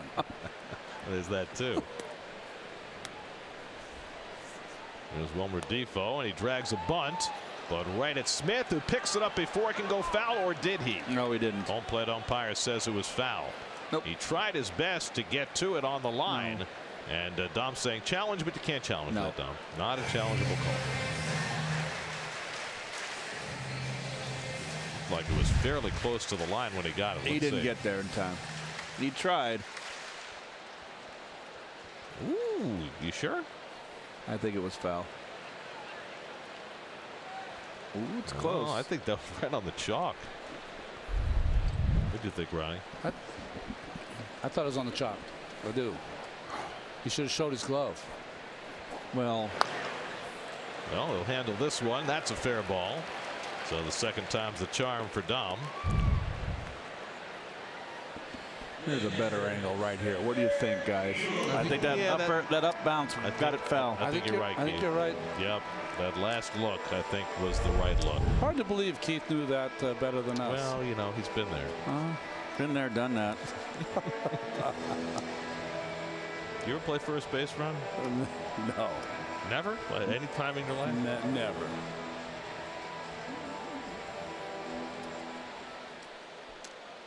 There's Keyboom, who struck out his first time up. Well, deGrom had the difficult second inning, helped himself out by picking off Defoe to end that inning, and since then he's retired 8 of 9. I think that 3-run Met 3rd inning was what the doctor ordered for Jacob. He's not used to getting a little breathing room.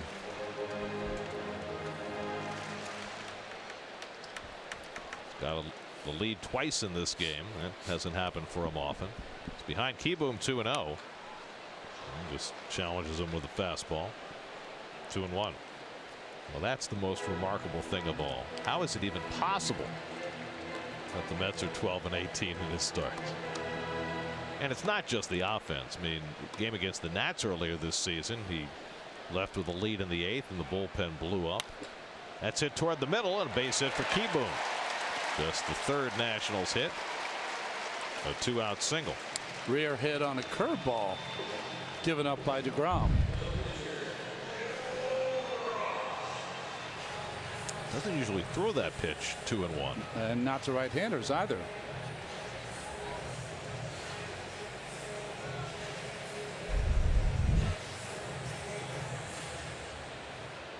Well, Joe Ross is going to stay in, take another turn at bat. Struck out his first time up. And he takes a fastball for a strike. So Ross has thrown 78 pitches through 5 after throwing 74 in his first start. And it looks like he'll get another inning.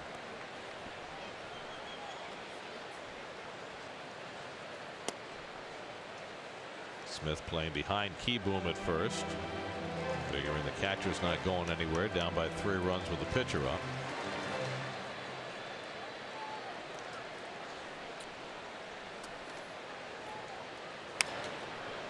Late swing foul, 1-2. Jake has won his last 5 starts in Washington. Matches the longest streak of road starts for a Met pitcher against this franchise. John Matlack won 5 in a row at Jerry Park. Tom Glavine won 5 in a row in San Juan, Montreal, and D.C. On the outside corner, and Ross is caught looking. 7 strikeouts for DeGrom, and that gets him through 5. Well, he qualified for a win. It's 4-1.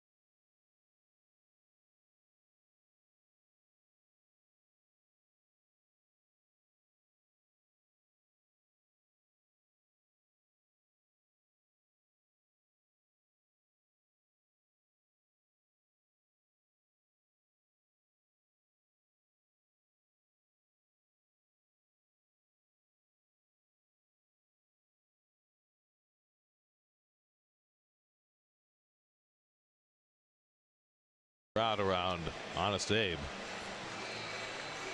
on the road in Washington, presented by Old Dominion. Some DC facts. Established as the capital in 1790 after New York and Philadelphia had their turns. Alligators in the White House. Both John Quincy Adams and later Herbert Hoover had alligators in the White House. Wonderful. More rainfall per year than Seattle. Well, that shouldn't be surprising because Washington was built on a swamp. That's right. Appropriately. Joe Ross still on the mound for the Nats as we go to the 6th. Todd Frazier leads off for New York. Todd has reached on an error and grounded out 0 for 2. And he goes after a first pitch slider, 0-1. Ross has settled in pretty nicely after giving up a run in the first and 3 in the third. Hasn't given up a hit in the last 2 innings. Walked only 1, struck out 2. And he picks off the outside corner, and it's 0-2 to Frazier.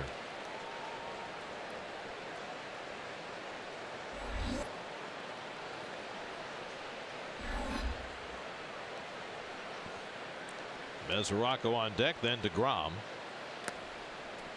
that skips in 1-2. So the Cubs and White Sox got together this afternoon, and the White Sox beat the Cubs on the south side. That's not the worst thing that happened to the Cubs today. Their shortstop Addison Russell was placed on administrative leave after the resurfacing of domestic violence allegations against him. And Frazier goes down on strikes, and that means that Russell probably will not play again for the Cubs this year. Yeah, he might not play for the Cubs again ever. Now, you know, from a personnel standpoint, the Cubs have plenty of folks who can fill the gap there. Javi Baez slides over to play shortstop, and they'll be fine. The question is, what does it do to them from a, I guess, for lack of a better term, a distraction standpoint? Yeah. I think that they'll move on and get down to business. He hasn't done a lot for that ball club all season long. When you think about it, he's had various injuries. I'd be very surprised if he's in a Cubs uniform ever again. Well, the Cubs, I think, were very forthright in accepting Major League Baseball's decision to place him on administrative leave, and I think they made it quite clear in their statements that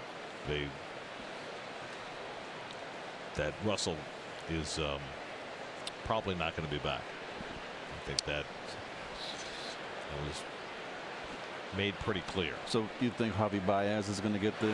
Oh, for sure. He'll get the shortstop. He's played most there most shortstop. of the time anyway. Yeah. And then they've got Murph to play second. So. Yep, they got so many movable pieces on their roster.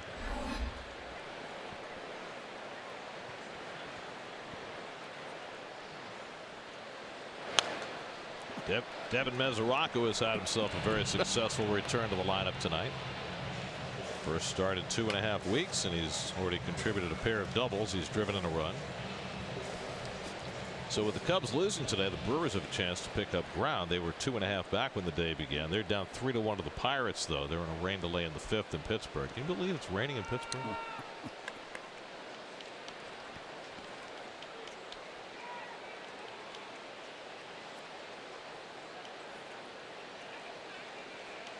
Pittsburgh and Atlanta are the two places we go where it is always guaranteed to rain. And they always tell us that it only rains when we're there. Atlanta always gets that rain if it comes up from the Gulf down by New Orleans. As it works. Oh, nice hitting. Mesoraco with his 3rd hit of the night. After pulling a couple of doubles, he goes the other way with 2 strikes. And so Mesoraco having himself quite the night, catching DeGrom, and he's 3 for 3. Beautiful. Watch this with 2 strikes. Look at the belt high and look at the level swing. That is a bullet. That is good hitting. And Devin's had a hard time of it. And you said he had the injuries, his neck. And he was a pincushion behind home plate, getting so many foul balls hit off of him. Tim Collins, little lefty, gets up in the bullpen for the Nats as DeGrom steps in. Jake's been up twice, hit the ball to the outfield both times.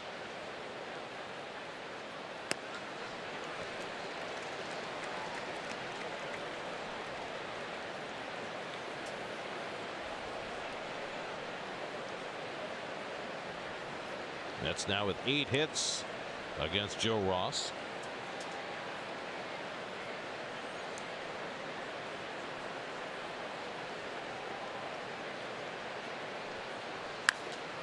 And DeGrom shoots one foul, and it's 0-2. Quite a couple of nights for the Mets catching core. Lobatone last night with the big RBI. Now Mesoraco coming back from oblivion today. Devin's just probably so happy to be back on the field. Well, he's been felled by so many injuries over the last few years. Even squeezing in a few games at the end of the year is important for him. Just one of many players the Mets will have to make some kind of decision on. Do they have interest in bringing Mesoraco back next year? Will they tender Travis d'Arnaud a contract? Will they go out and try and find a catcher who's an upgrade? It's a position of great intrigue going into the offseason.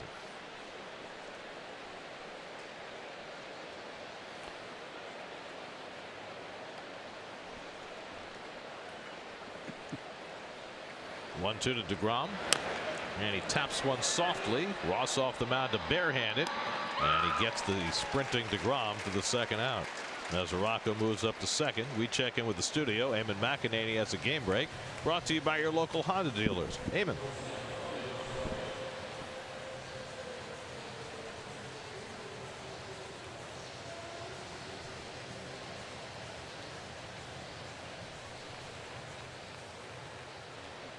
All right, Eamon says Hernandez homered for the Phillies run.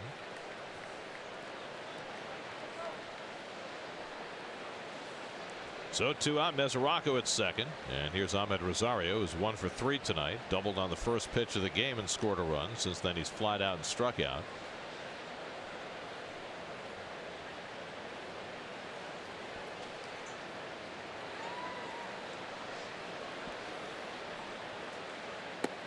And he tries to lay off the slider, and he stopped it in time. Ball 1. We talked about Rosario and the knowledge of the strike zone. Now, there's an example of him A slider, first pitch, which he loves to hit. First pitch, fastballs. He went after to attack and was able to lay off. That's experience coming in. See if he can improve on that and become more consistent with it.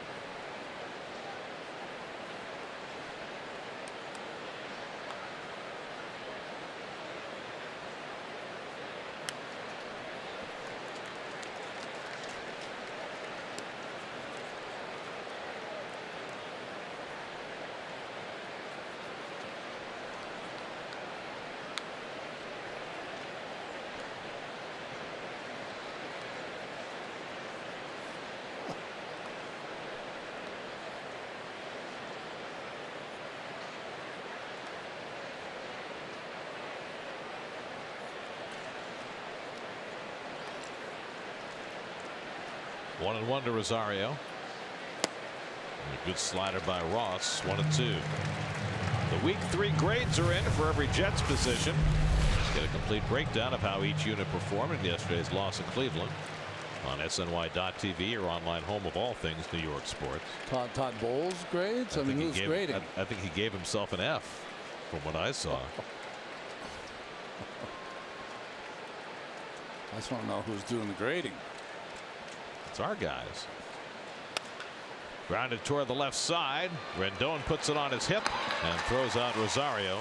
That retires the side. DeGrom back to the mound for the bottom of the 6th, up 4-1.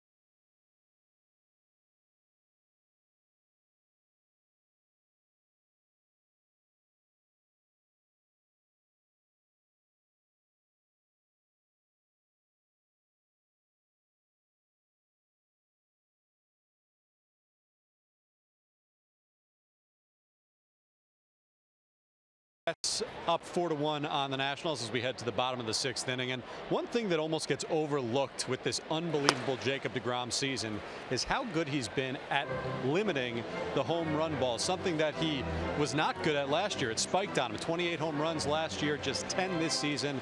The best home run per 9-inning rate in the National League. And I think we all think that a lot of it has to do with the fact that he's pitching so much more up in the zone as Robles pops out for the first out of the inning. But Dave Eiland said that perhaps a bigger factor is how much deGrom has committed to pitching inside, something that Eiland really wanted him to focus on. Eiland looked at tape this offseason and said that deGrom really did not come inside, especially against lefties, and he thought batters were able to look out over the plate, which is where most of the home runs would come. Now that deGrom is throwing inside, A, it's a more uncomfortable at bat, but B, hitters have to worry about both sides of the plate and thus can't necessarily look out into that power zone as much.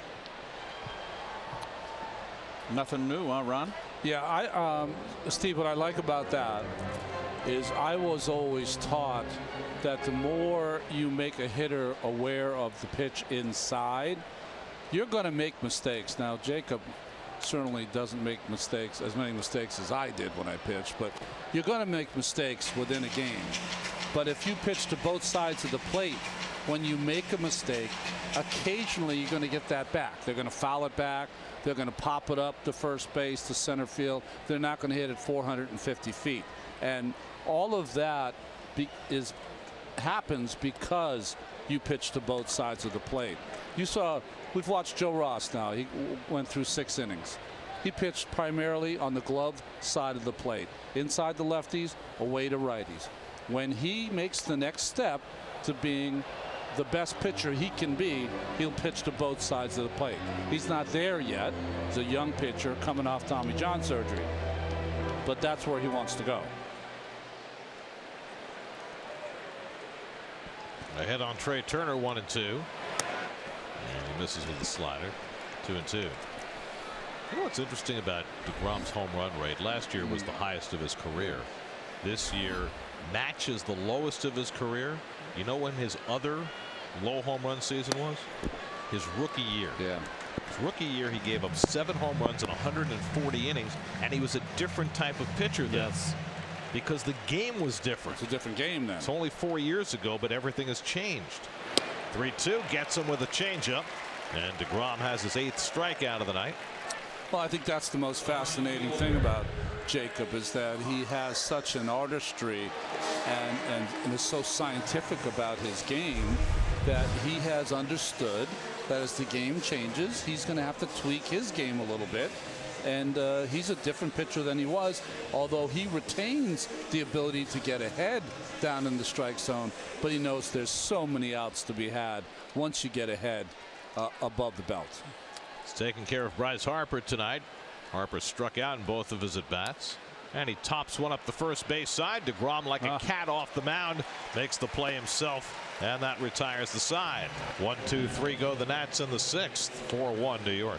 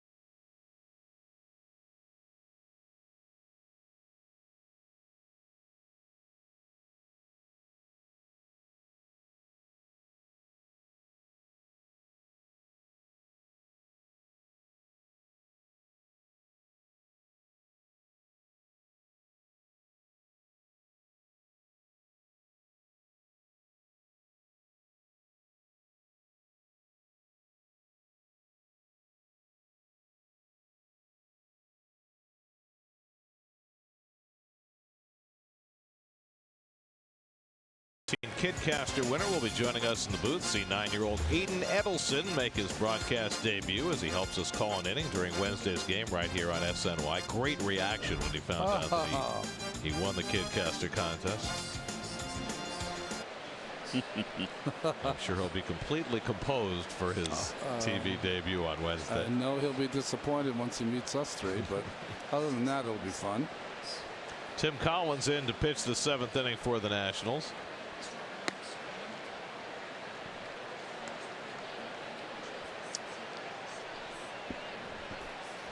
Well, 35 games for Tim Collins. 11 walks and 20 in the 3rd innings is not great. He's from my part of the world, so that doesn't happen very often. 2 pitchers tonight for the Nats, both coming back from Tommy John surgery. In Collins' case, from 2 Tommy John surgeries since he last threw a big league pitch before this season. Maybe the smallest player in Major League Baseball, and he still throws hard. So he went to Worcester Tech. Yeah. McNeil pops one a mile high, and Zimmerman in foul ground now has to backpedal and stays with it in fair territory to retire McNeil 1 out. I think it was Worcester Tech. I always thought was the Division II high school from where I'm from, but his team when he was on it for 4 years was 91-5. So you never played Worcester Tech, is what you're saying. You guys were at an elevated level. Well, we played against different opponents, Gary.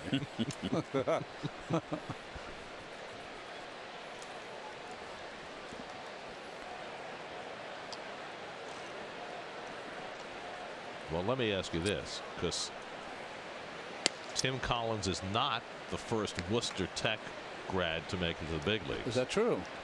Bruno Haas, who pitched in 1915, also went to Worcester Tech. Really? Well, I know it's one of the oldest high schools in Worcester.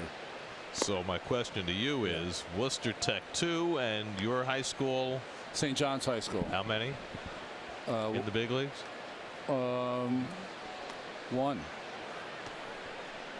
That's it.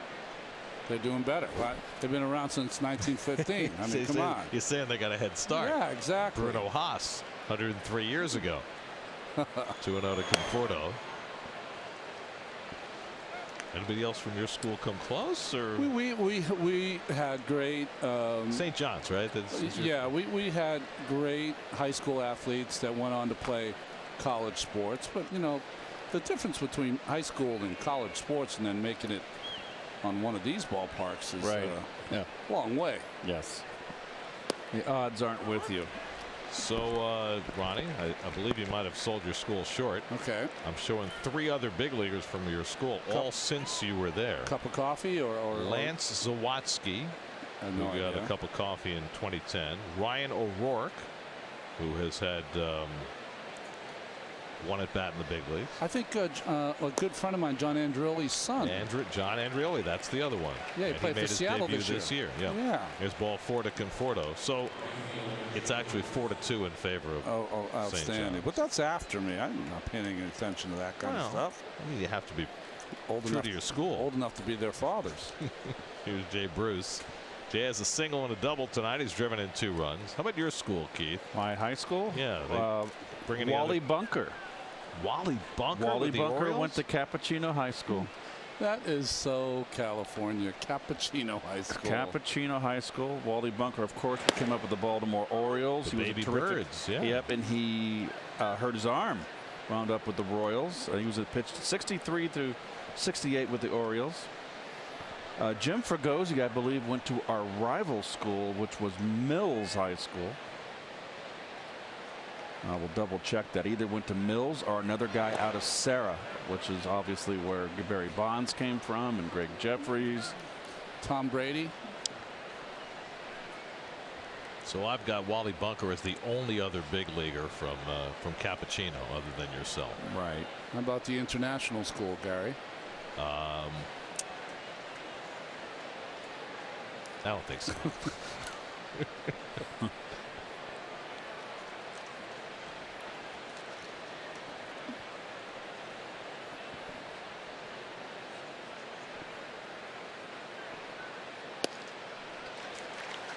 Bruce goes after a pitch out of the strike zone. It's 1-2. I know my father would definitely know Tim Collins because, you know, my dad was high school baseball coach for a long period of time. But our main rivals was St. Peter's, and I'll be quick because I know no one cares. But J.P. Ricciardi was their second baseman. And J.P., when he went into scouting and general manager, he was watching his sons on a diamond, American Legion game, and he heard the pop of the glove behind him, and he looked back there, and it was a Tim Collins at 5'7" as he strikes out Jay Bruce, popping that glove, and it was J.P. Ricciardi that gave Tim Collins a chance. I just want you to know the people in Worcester care very much. Yeah. And we're very big in Worcester. Oh, we're big in Worcester? Oh, we're huge in Worcester. I don't know about that. Here's Nimmo, who's been on base twice tonight with a hit batsman and a walk. Just to be correct here, Jim Fregosi went to Sarah, so another Sarah product.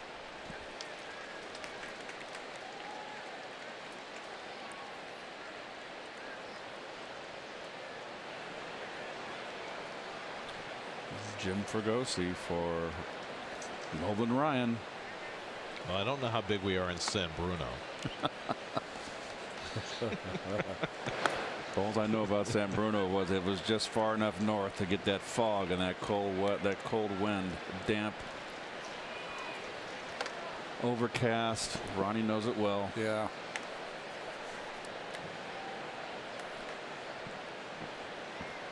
Joe Ross went 6 innings, allowed 4 runs, 3 of them earned, 8 hits, 1 walk, 3 strikeouts, a hit batsman, 95 pitches in his second start back from Tommy John surgery. All in all, not a bad night for Ross,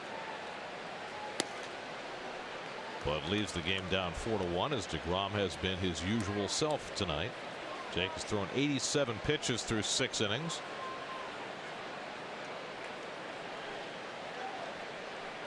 Night where you'd love to get him through 8 if you could. Yeah.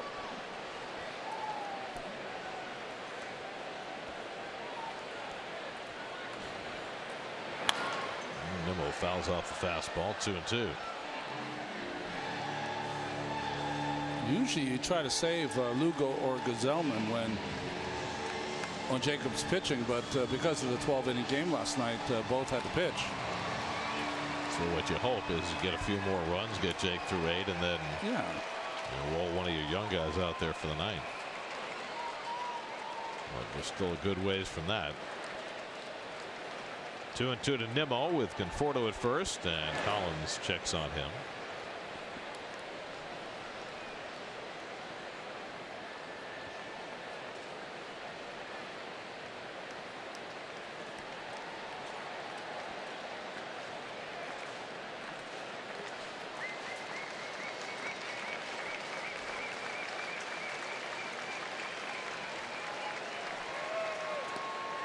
Nimmo lays off the curveball, and it's 3-2.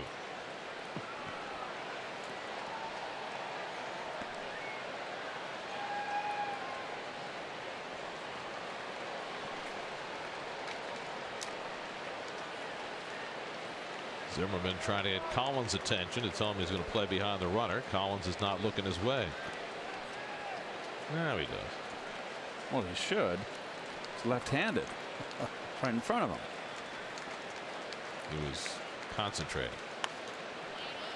Nimmo fouls one off.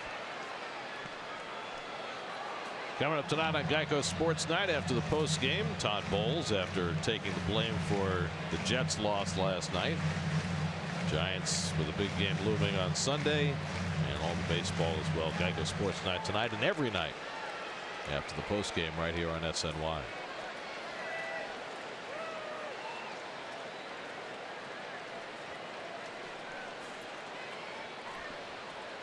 3-2 to Nimmo, and he pops one up into shallow left center. Who wants it? It's going to be Robles calling, and he puts it away to retire the side. A walk in one left. Stretch time in D.C. DeGrom and the Mets up 4-1.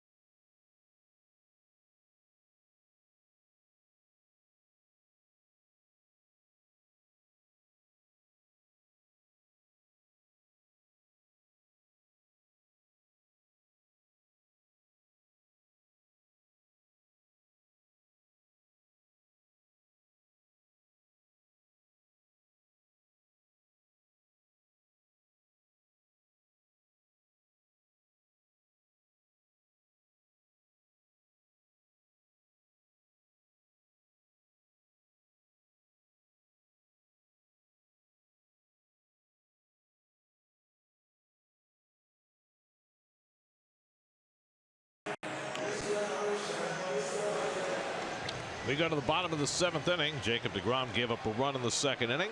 Nothing since. He's got a 4-1 lead. 88 pitches deep into this start as he takes on Anthony Rendon in the 7th. And Rendon takes a strike. Rendon walked in the 2nd and scored the only Nats run, reaching base safely in his 29th straight game, the longest active streak in the major league. And struck out looking in the 4th. He fouls back a fastball at 97. Jake throwing as hard now in the 7th as he was in the 1st. He's not afraid to throw it either. We've seen enough of Jake. These are the meat of the order right here. Good hitters. He had a nice clean 6th inning, quick, and he gets through this one. He's in good shape. 0-2 to Rendon. And he bounces the slider. 1-2. Jake has struck out 8 tonight. He's walked 1, allowed 1 run and 3 hits. Basically his average night at the office in 2018.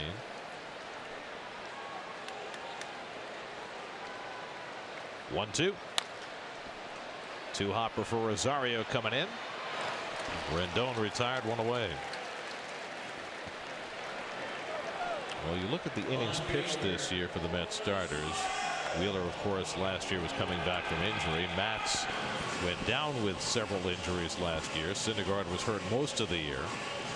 And they have all had their innings increased this season. Well, the big thing about Jake, I was going over the numbers before the game today, how he's increased, how many outs he's getting per start. He's increased almost 2 outs more per start than he was earlier in his career. That's a lot in today's game. Remember that 2 years ago, Jake had his season curtailed somewhat when he ended up having the nerve transposition surgery in his elbow. Came back last year, won 15 games, and he's taken a huge step forward this year. And Soto tops one up the line, and deGrom makes the flip for the 2nd out. So what you're hoping is that Steven Matz, who had the same surgery last winter, having had a nice comeback season this year, can take that next step forward as Jake did for next year. That's right. 200 innings is something that used to be routine. Yep. It's not anymore.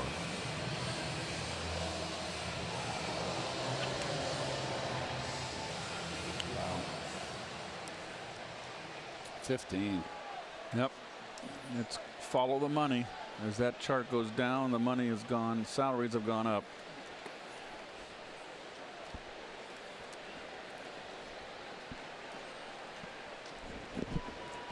Zimmerman's driven in the only Nats run tonight with a sacrifice fly.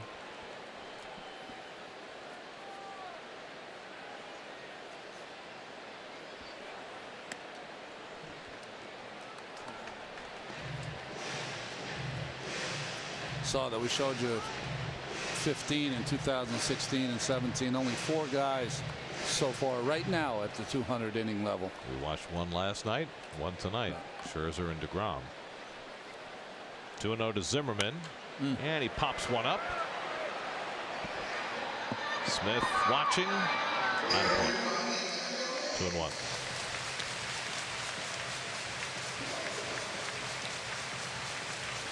Well, it's a variety of things that has led to the demise of the 200 inning starter, but when you have one of those guys, you treasure them. Yeah. Jimmy Cordero up in the bullpen for the Nats. Taken down to the right side. Smith with the flip. deGrom with the cover. 1-2-3 inning for Jake. Took him 10 pitches to negotiate the bottom of the 7th. He's at 98 pitches through 7 with a 4-1 lead.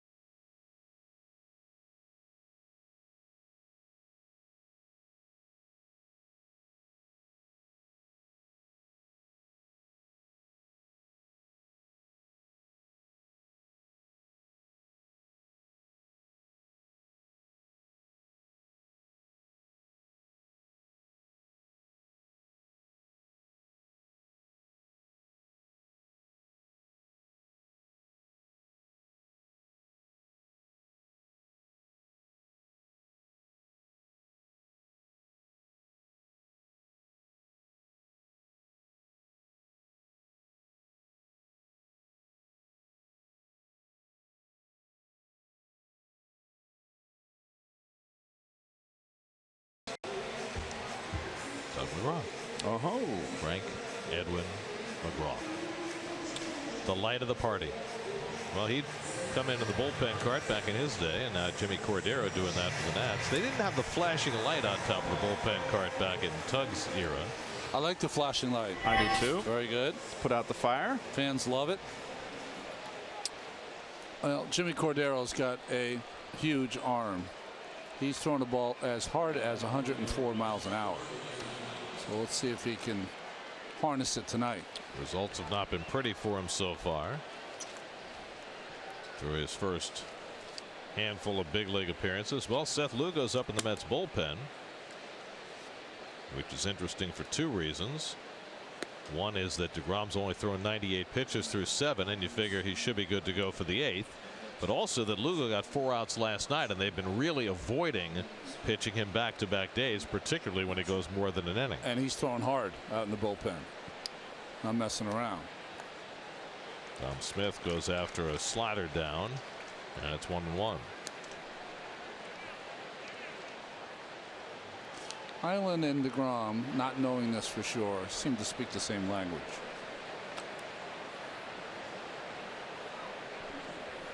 I think they've been a perfect match. The baseball, toughness, no nonsense language. Rendon circles around that grinder, high throw, but Zimmerman came down in the bag, and they get Smith for the first out. Well, the way they were smiling, it makes you think that maybe Jake is done. I'm not 100% certain of that. We didn't witness a handshake. I mean, it's not like it's 8-1. I'd like to see him go one more. Nice footwork by Ryan Zimmerman at first. So we'll see whether Jake gets another inning. He's had 2 quick ones in a row to get to 98 pitches through 7. A lot more stress earlier in the game, particularly in that 2nd inning when he gave up his only run. Frazier's 0 for 3 tonight. He chases strike 1. Well, DeGrom is done. It will lower his ERA even further. 1 run in 7 innings. It'll get him down to 1.77, down 1 tick. If indeed he doesn't throw any more.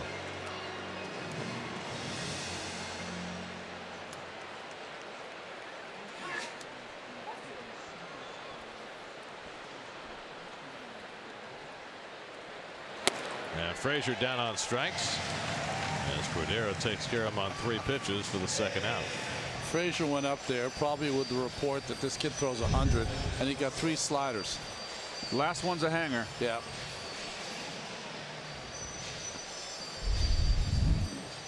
So 2 out and nobody on, and now Devin Mesoraco is working on a perfect night in his first game in 2.5 weeks. 2 doubles and a single. He's driven in a run, and he's caught 7 fine innings from DeGrom as well.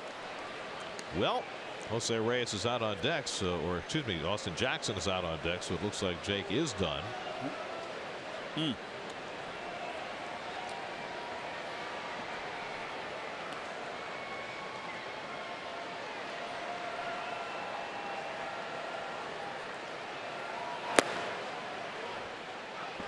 the 99-mile-an-hour fastball from Cordero. 2-0. So 7 innings enough tonight for DeGrom, apparently. 1 run, 3 hits, 1 walk, 8 strikeouts. Routine brilliance from DeGrom. 1.77 ERA with 1 start to go, unless you can argue for another. He's supposed to pitch Wednesday against the Braves. If he were to come back and pitch on the season's final day, it would be on short rest, and he has been trying to make that case for the last couple of weeks. Wanted to make every possible start this year.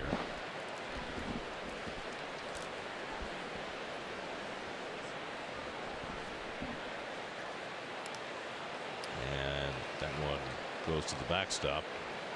Foul ball. 2-2.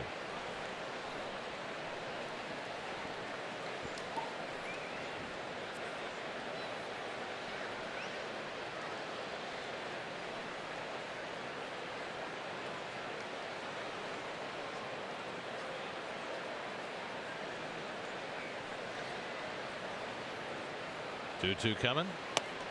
And Mesoraco takes up and away. Full count.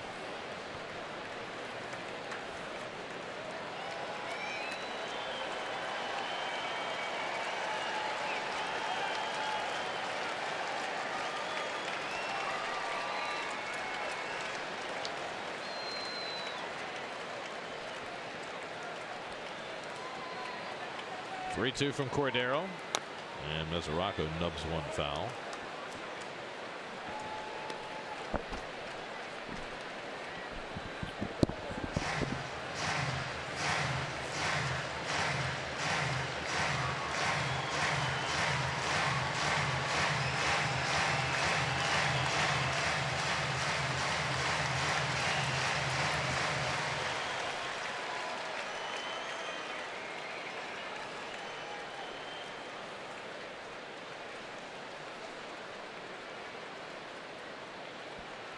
Seventh pitch of the at bat, and Mesoraco's on with a walk.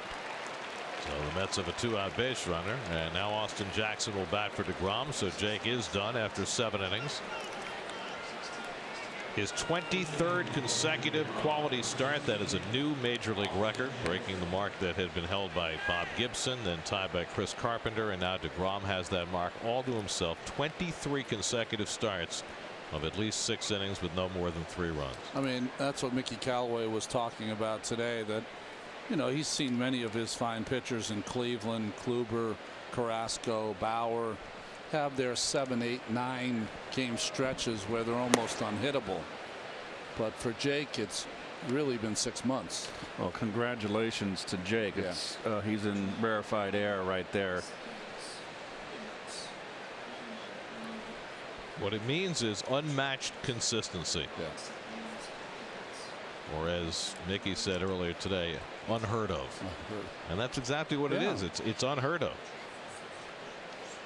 I mean, even as great as Dwight Gooden was in his fantastic 1985 that we all got to watch or participate in your case, he never did that. He never did. Now it's comparing sometimes apples and oranges. Right, that's the problem. Because he went deeper into games for sure. So, but still, no. I mean, it's quite an accomplishment either way you slice it. That's right.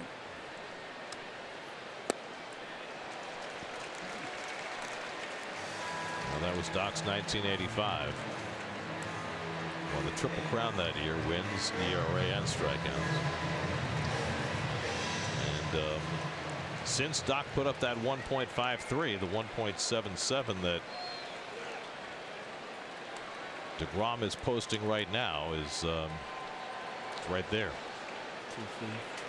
DeGrom's going to catch him in strikeouts.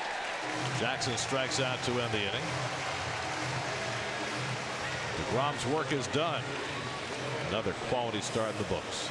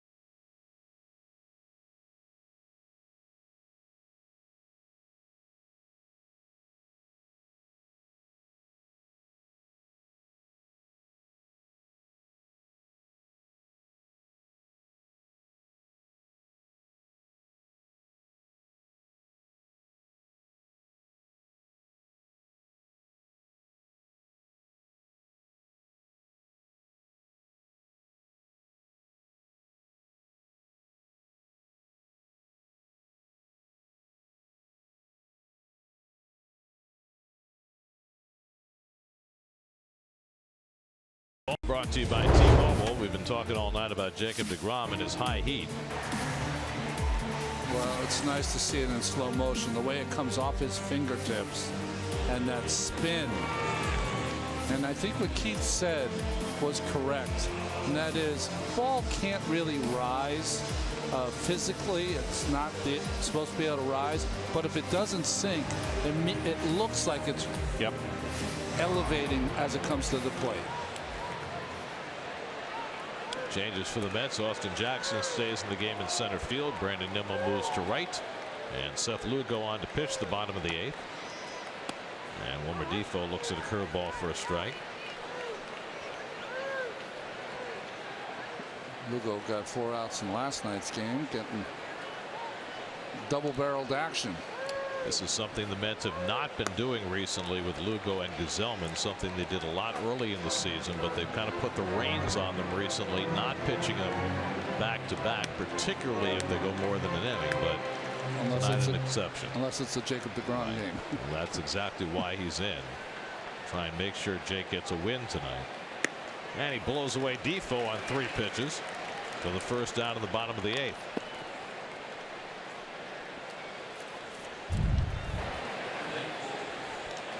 Well, what we were just talking about, high gasoline.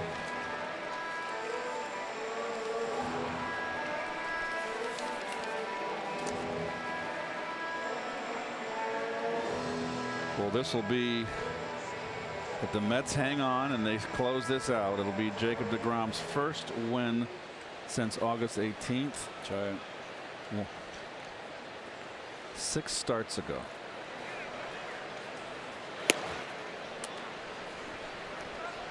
Tonight's starters brought to you by People's United Bank. deGrom lowering his ERA to 1.77.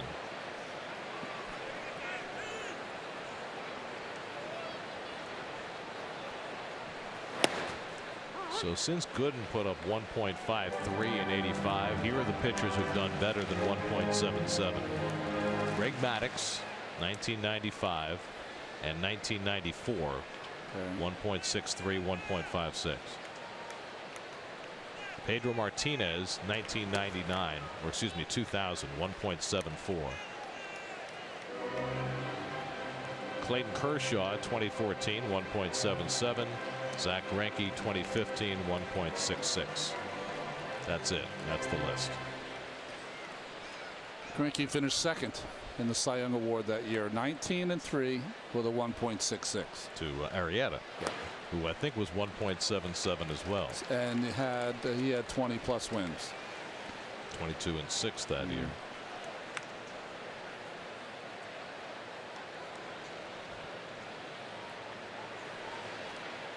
Lugo behind on Spencer Keyboom, 3-1. Andrew Stevenson on deck to pinch hit. And Keyboom takes a big rip and fouls it at the plate, 3-2. And that one caught Mesoraco. First time he's been nicked in his comeback game tonight. First thing that's gone wrong for him. He's got 3 hits, and now he's got a bruise. Well, Wentz.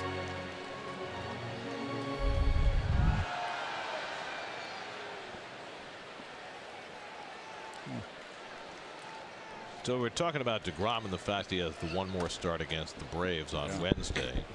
Then he could come back on 3 days rest to face the Marlins the last day of the season. The way I look at it is this: if deGrom gets the win tonight, he goes to 9-9. And that's inside ball 4, and Keyboom is on.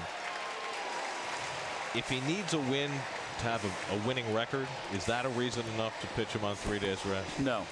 If he has a really bad start against the Braves, is that a reason to bring him back on 3 days rest? Only if it's so bad that you take him out in the 2nd or 3rd inning. You know what I'm saying? Like he gets hit so hard that he only lasts 30, 40, 50 pitches. Now Andrew Stevenson will pinch hit. I mean, I know he's been lobbying for that extra start, but I think the Mets are very reluctant to run him out there. I would like to see him get to 10 wins. Be nice. Throw another gem on Tuesday. Maybe the Mets will take that out and give him an extra day and pitch him on Wednesday. Well, Wednesday is the day scheduled. Sorry, Wednesday. That's regular 5 days. The reason they're not pitching him Thursday is to preserve the possibility of pitching him Sunday.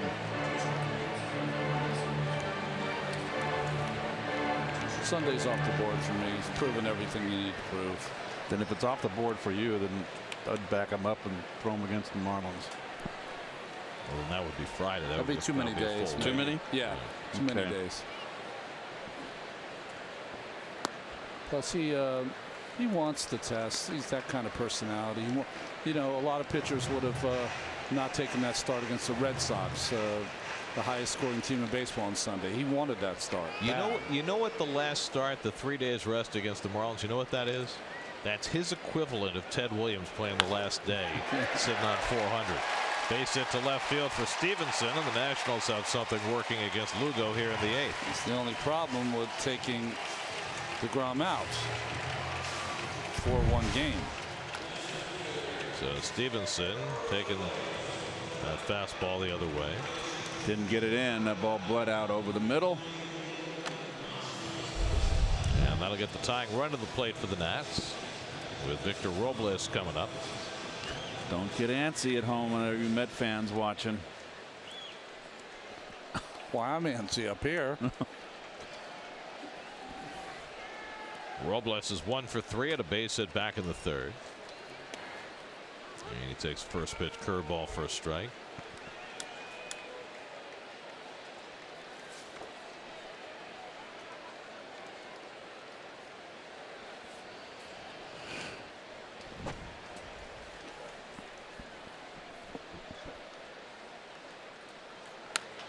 And Robles bounces a 2-hopper to Frazier, gets the out at second. Now they got him. Got man in a run down, and the tag is made on Keyboom. It's a double play, and that retires the side. Such a smart play by Frazier.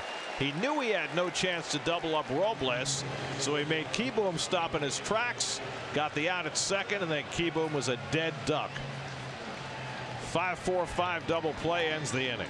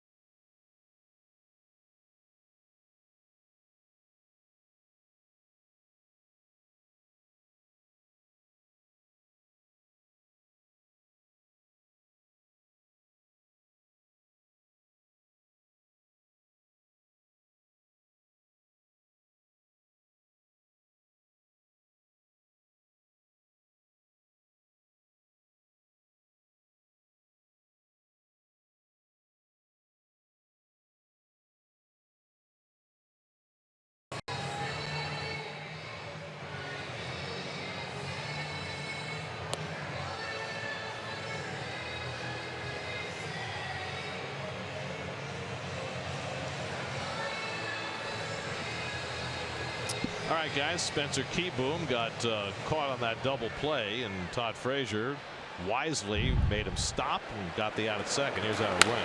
The only play that you have, Keyboom cannot That's a tough play for Keyboom too. It's a very peculiar scoring. It's just a heads-up play. I don't know why he stopped there. He's got to try to run to third. I don't think he knew where the ball was. He didn't know. He thought the ball had been to third, and he was going to try to get in the rundown, but Either that or he thought the throw went to first. I'm not sure. Anyway, Austin Williams is on the pitch for the Nats as we go to the ninth. Texas State product. Williams was, like most pitchers, slated to be a starting pitcher, converted to the bullpen this year. Bounces a curveball to Rosario, a ball and a strike. Here's your good humor Mets box score. Jay Bruce drove in a run in the first with a single, drove in a run in the third with a double. Mets put up a 3-spot in the third to take a 4-1 lead, and it has stayed that way ever since. Devin Mesoraco's first game back from neck problems, 3 for 3. Rosario chases the curveball, and it's 1-2.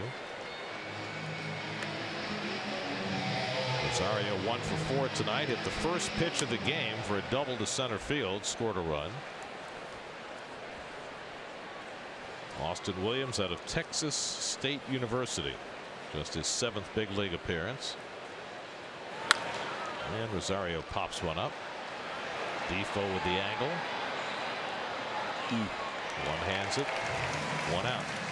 That's the pitch too. We talking about Rosario laying off the breaking ball.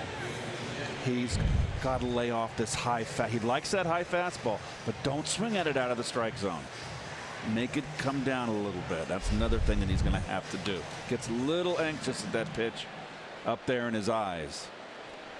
So 1 out and nobody on. Now Jeff McNeil, who's been blank tonight, he's gone 0 for 4.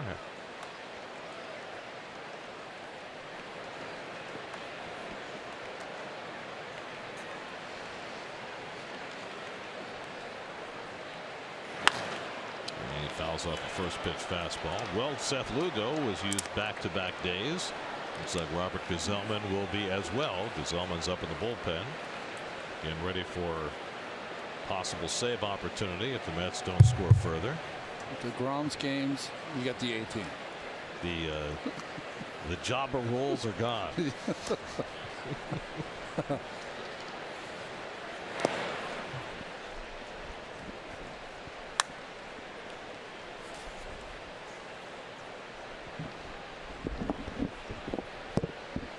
Well, years from now, we'll be talking about the phenomenal season that Jacob deGrom had. You know, we've been able to witness some pretty outstanding pitching years, pitching performances.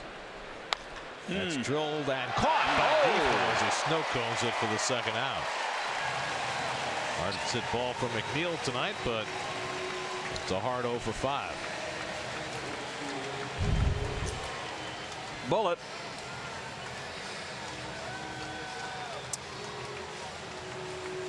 You know, Gary, what I'll take from Jake's year, and I can almost remember what it was like to stand on a mound, but the ability to prevent runs with runners on base and how he would get better in tougher situations is something, I don't know, as a former pitcher, I was so proud to witness. I mean, we got to watch R.A. Dickey's Cy Young year together. It was a remarkable year for a guy with a tremendous story. One hitters, and I mean, just where he came from and what he was able to accomplish at an advanced age to put together that incredible season in 2012. We watched Matt Harvey have phenomenal success and over a several year span. But there's never been, at least since Doc Gooden, any year that I've recalled where a pitcher has been so consistently dominant as what Jake has done this year. It was a pleasure every 5th day to watch him go out on the mound. Just too bad he didn't get a bushel full of W's with it. Well, might get hardware instead. Not getting the bushel made it national. That's true. It probably brought more attention than if he were, say, 16-6. The fact that he is 8-9 and maybe soon to be 9-9. Well, the baseball writers always have their dinner, and I got a call one year because they wanted me to give Max Scherzer his Cy Young. Don't be afraid to call me again if Mr. DeGrom gets it. You're the perfect Toastmaster. Yes, absolutely. Conforto watches outside ball 4, and Michael's on for the 3rd time tonight.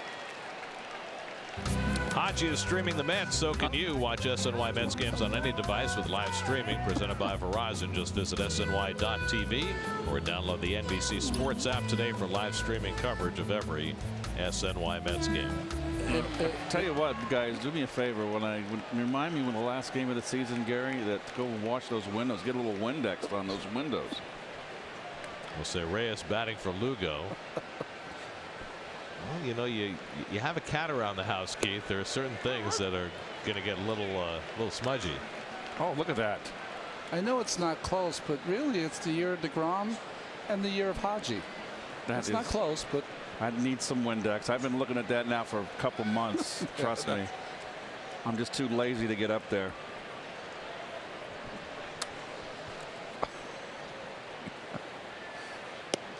Does Haji do house chores? No, Haji does. He's the king. will you have someone put it on video when you do clean those windows? I want to see that. Well, you mean when Keith actually gets up there himself? Yeah. Oh, I'll get up there. We can hire out you. I've got to clean the drain pipes and everything for the winter, you know, and make sure everything's clear. That's my fall projects. You're a contractor at heart. Reyes started last night with 0 for 5. Reyes will probably make one more start before the year is over, and that will undoubtedly be a week from tomorrow when David Wright plays his final game. It'll be a very nostalgic sight to see the two of them together on the left side of the infield again.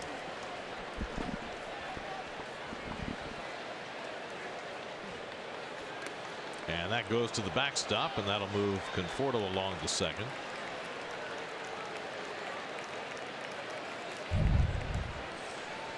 This was the wildest pitch, not a wild pitch.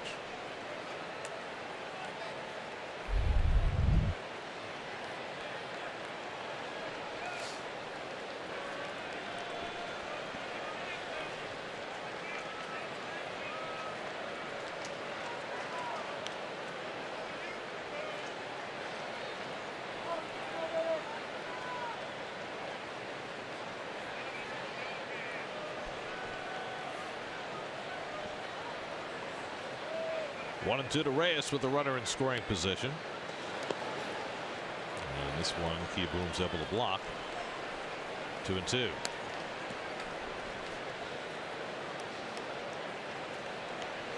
Zellman getting ready to pitch the ninth. He'll have Turner, Harper, and Rendon to contend with. If the Mets can win tonight, they would clinch the season series from the Nats. Something they've rarely done.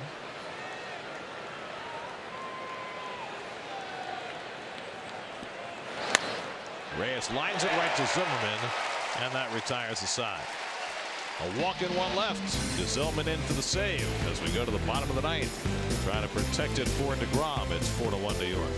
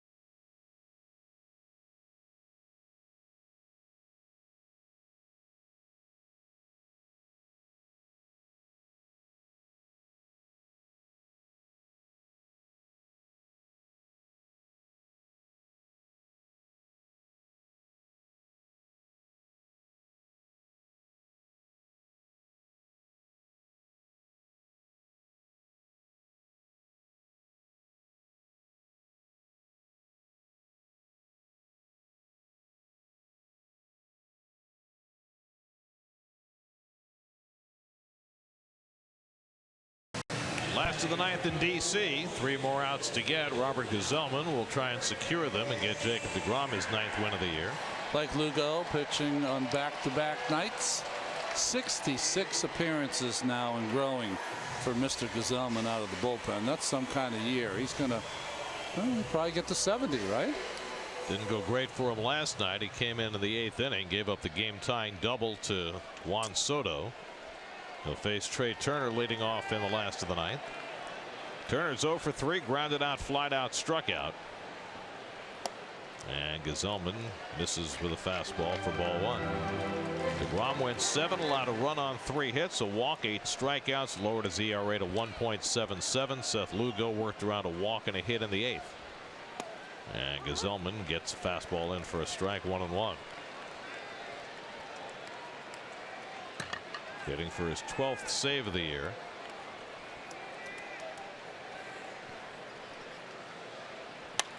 And Turner lines one to right center. Overcomes Nimmo. He can't get it.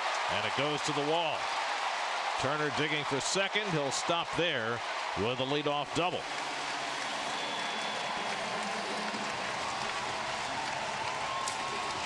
Oh, I thought Brandon had a chance to catch this one. Just kept carrying. That's good hitting by Turner right there, going with that pitch away.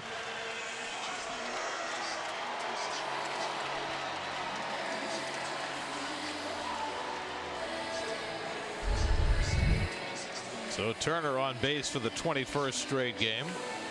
And the Nats need one more base runner to get the tying run to the plate. Harper had a rough time against deGrom tonight. 2 strikeouts, and he topped a ground ball that deGrom fielded. Rosario at second should not be worried about holding Turner close. Just back up, play D. Cover as much ground as you can. Yep. He's not going to go anywhere. He's already in scoring position. Well, he might go because Frazier's giving him third base. So what? But who cares? The run is insignificant. Yep. Play defense. Yep. Harper against Gazelman, 2 for 7 with a home run. Anthony Rendon on deck.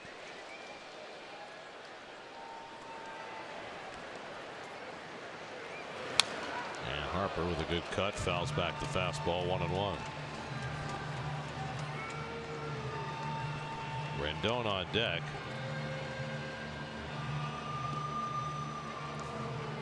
Zellman got him out last night on a ground ball, but he's had a lot of success against Robert. It makes this out so important.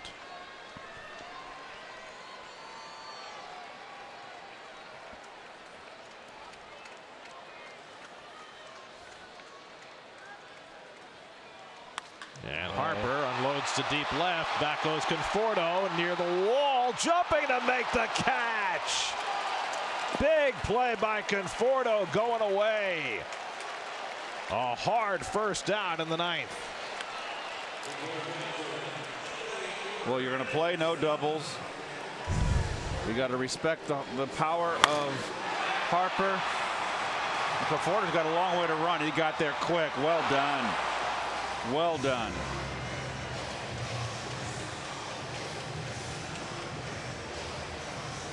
What's Swarzak yelling at him? You got room. A lot of times you have a guy yelling, you got room. And once again, Harper, with no one on first base, does not get to first base or even touch it. Now Rendon with a runner at second and 1 out. Rendon is 0 for 2 and a walk tonight. An RBI ground out against Gazelman last night. You saw the numbers, 6 for 13 against Robert in his career.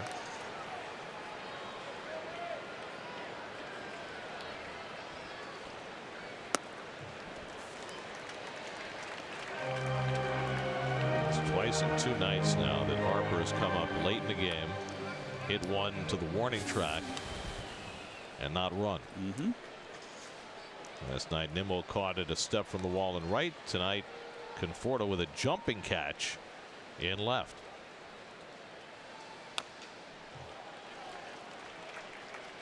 And if you hit a ball that a fielder has to go back for and jump for, it would certainly behoove you to be running just in case he doesn't catch it. Doesn't catch it, and you got double. or the ball kicks around out there and you get yourself to third base and get yourself embarrassed.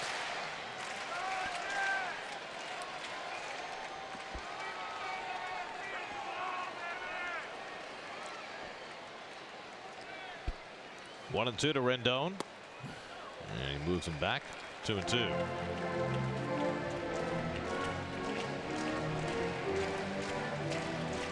Juan Soto stands on deck.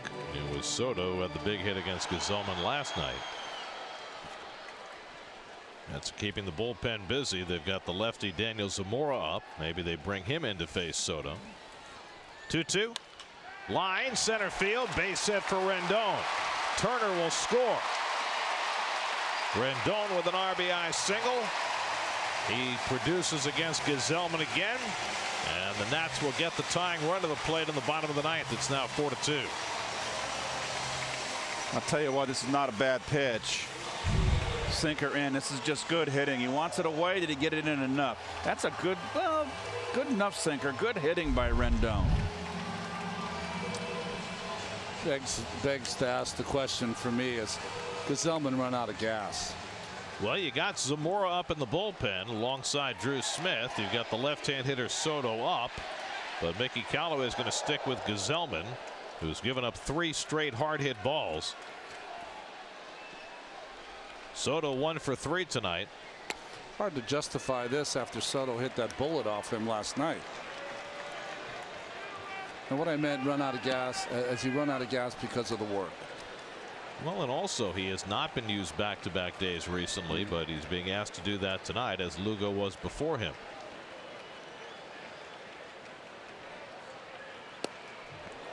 It's a good changeup by Robert. Nice. It's 1-1. But I understand also that you watch these guys succeed all year. You're trying so hard to get DeGrom a win, and you figure you'll run out your best unless they can't get it done. Yeah,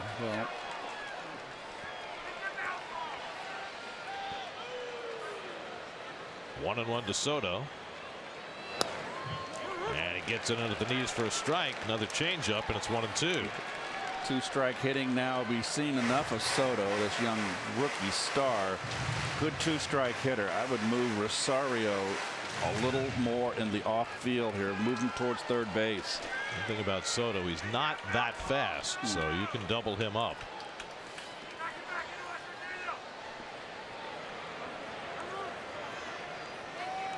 Of his 5 tools, that's probably the least of the 5 is his speed.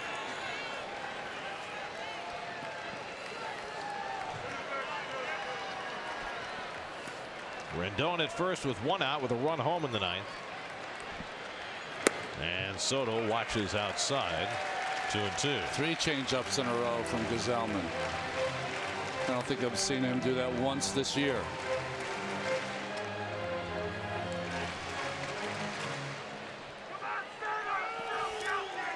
Ryan Zimmerman on deck. 2-2 to Soto. And he teased him with another off-speed pitch, and it's 3-2. Well, that's why this young man has the rookie record for walks. 74 already. Most ever by a teenager. Very calm and collected young man. Rendon at first with 1 out. 3-2 coming. Struck him out. After all those changeups, Gesellman blows a 98-mile-an-hour fastball by Soto for the second out. And where was that pitch elevation-wise? Up in the letters.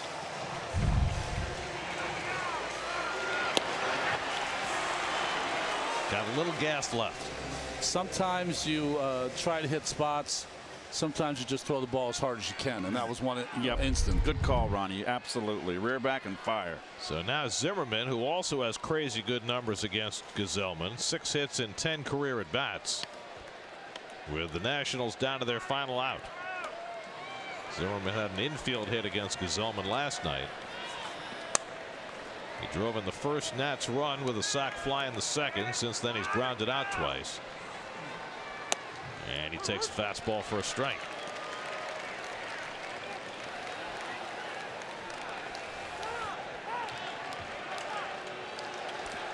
Mazaraco tells Smith to play behind the runner at first.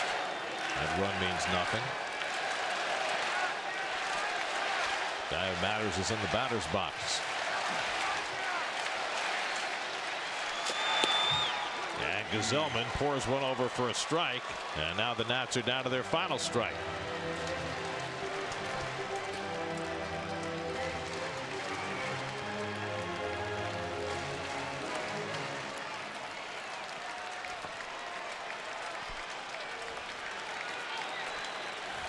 Oh, and 2 to Zimmerman. Fly ball, right field. Toward the line comes Nimmo. And the ball game is over. Gazelman hangs on for the save, gets Jacob deGrom his 9th win. Jake goes 7, lowers his ERA to 1.77. The Mets even up the series with the Nats, but more importantly, they get deGrom's record back to 500 for the season as the Mets win it 4-2. 3 runs or less now in 28 starts, 23 consecutive quality starts for deGrom as he gets his record even. What a ball game. I'll say that, and boy, oh boy, a little cliffhanger in the end, but the Mets hang on. It's good to get his record evened out at 9-9. A nice day by Mesoraco too.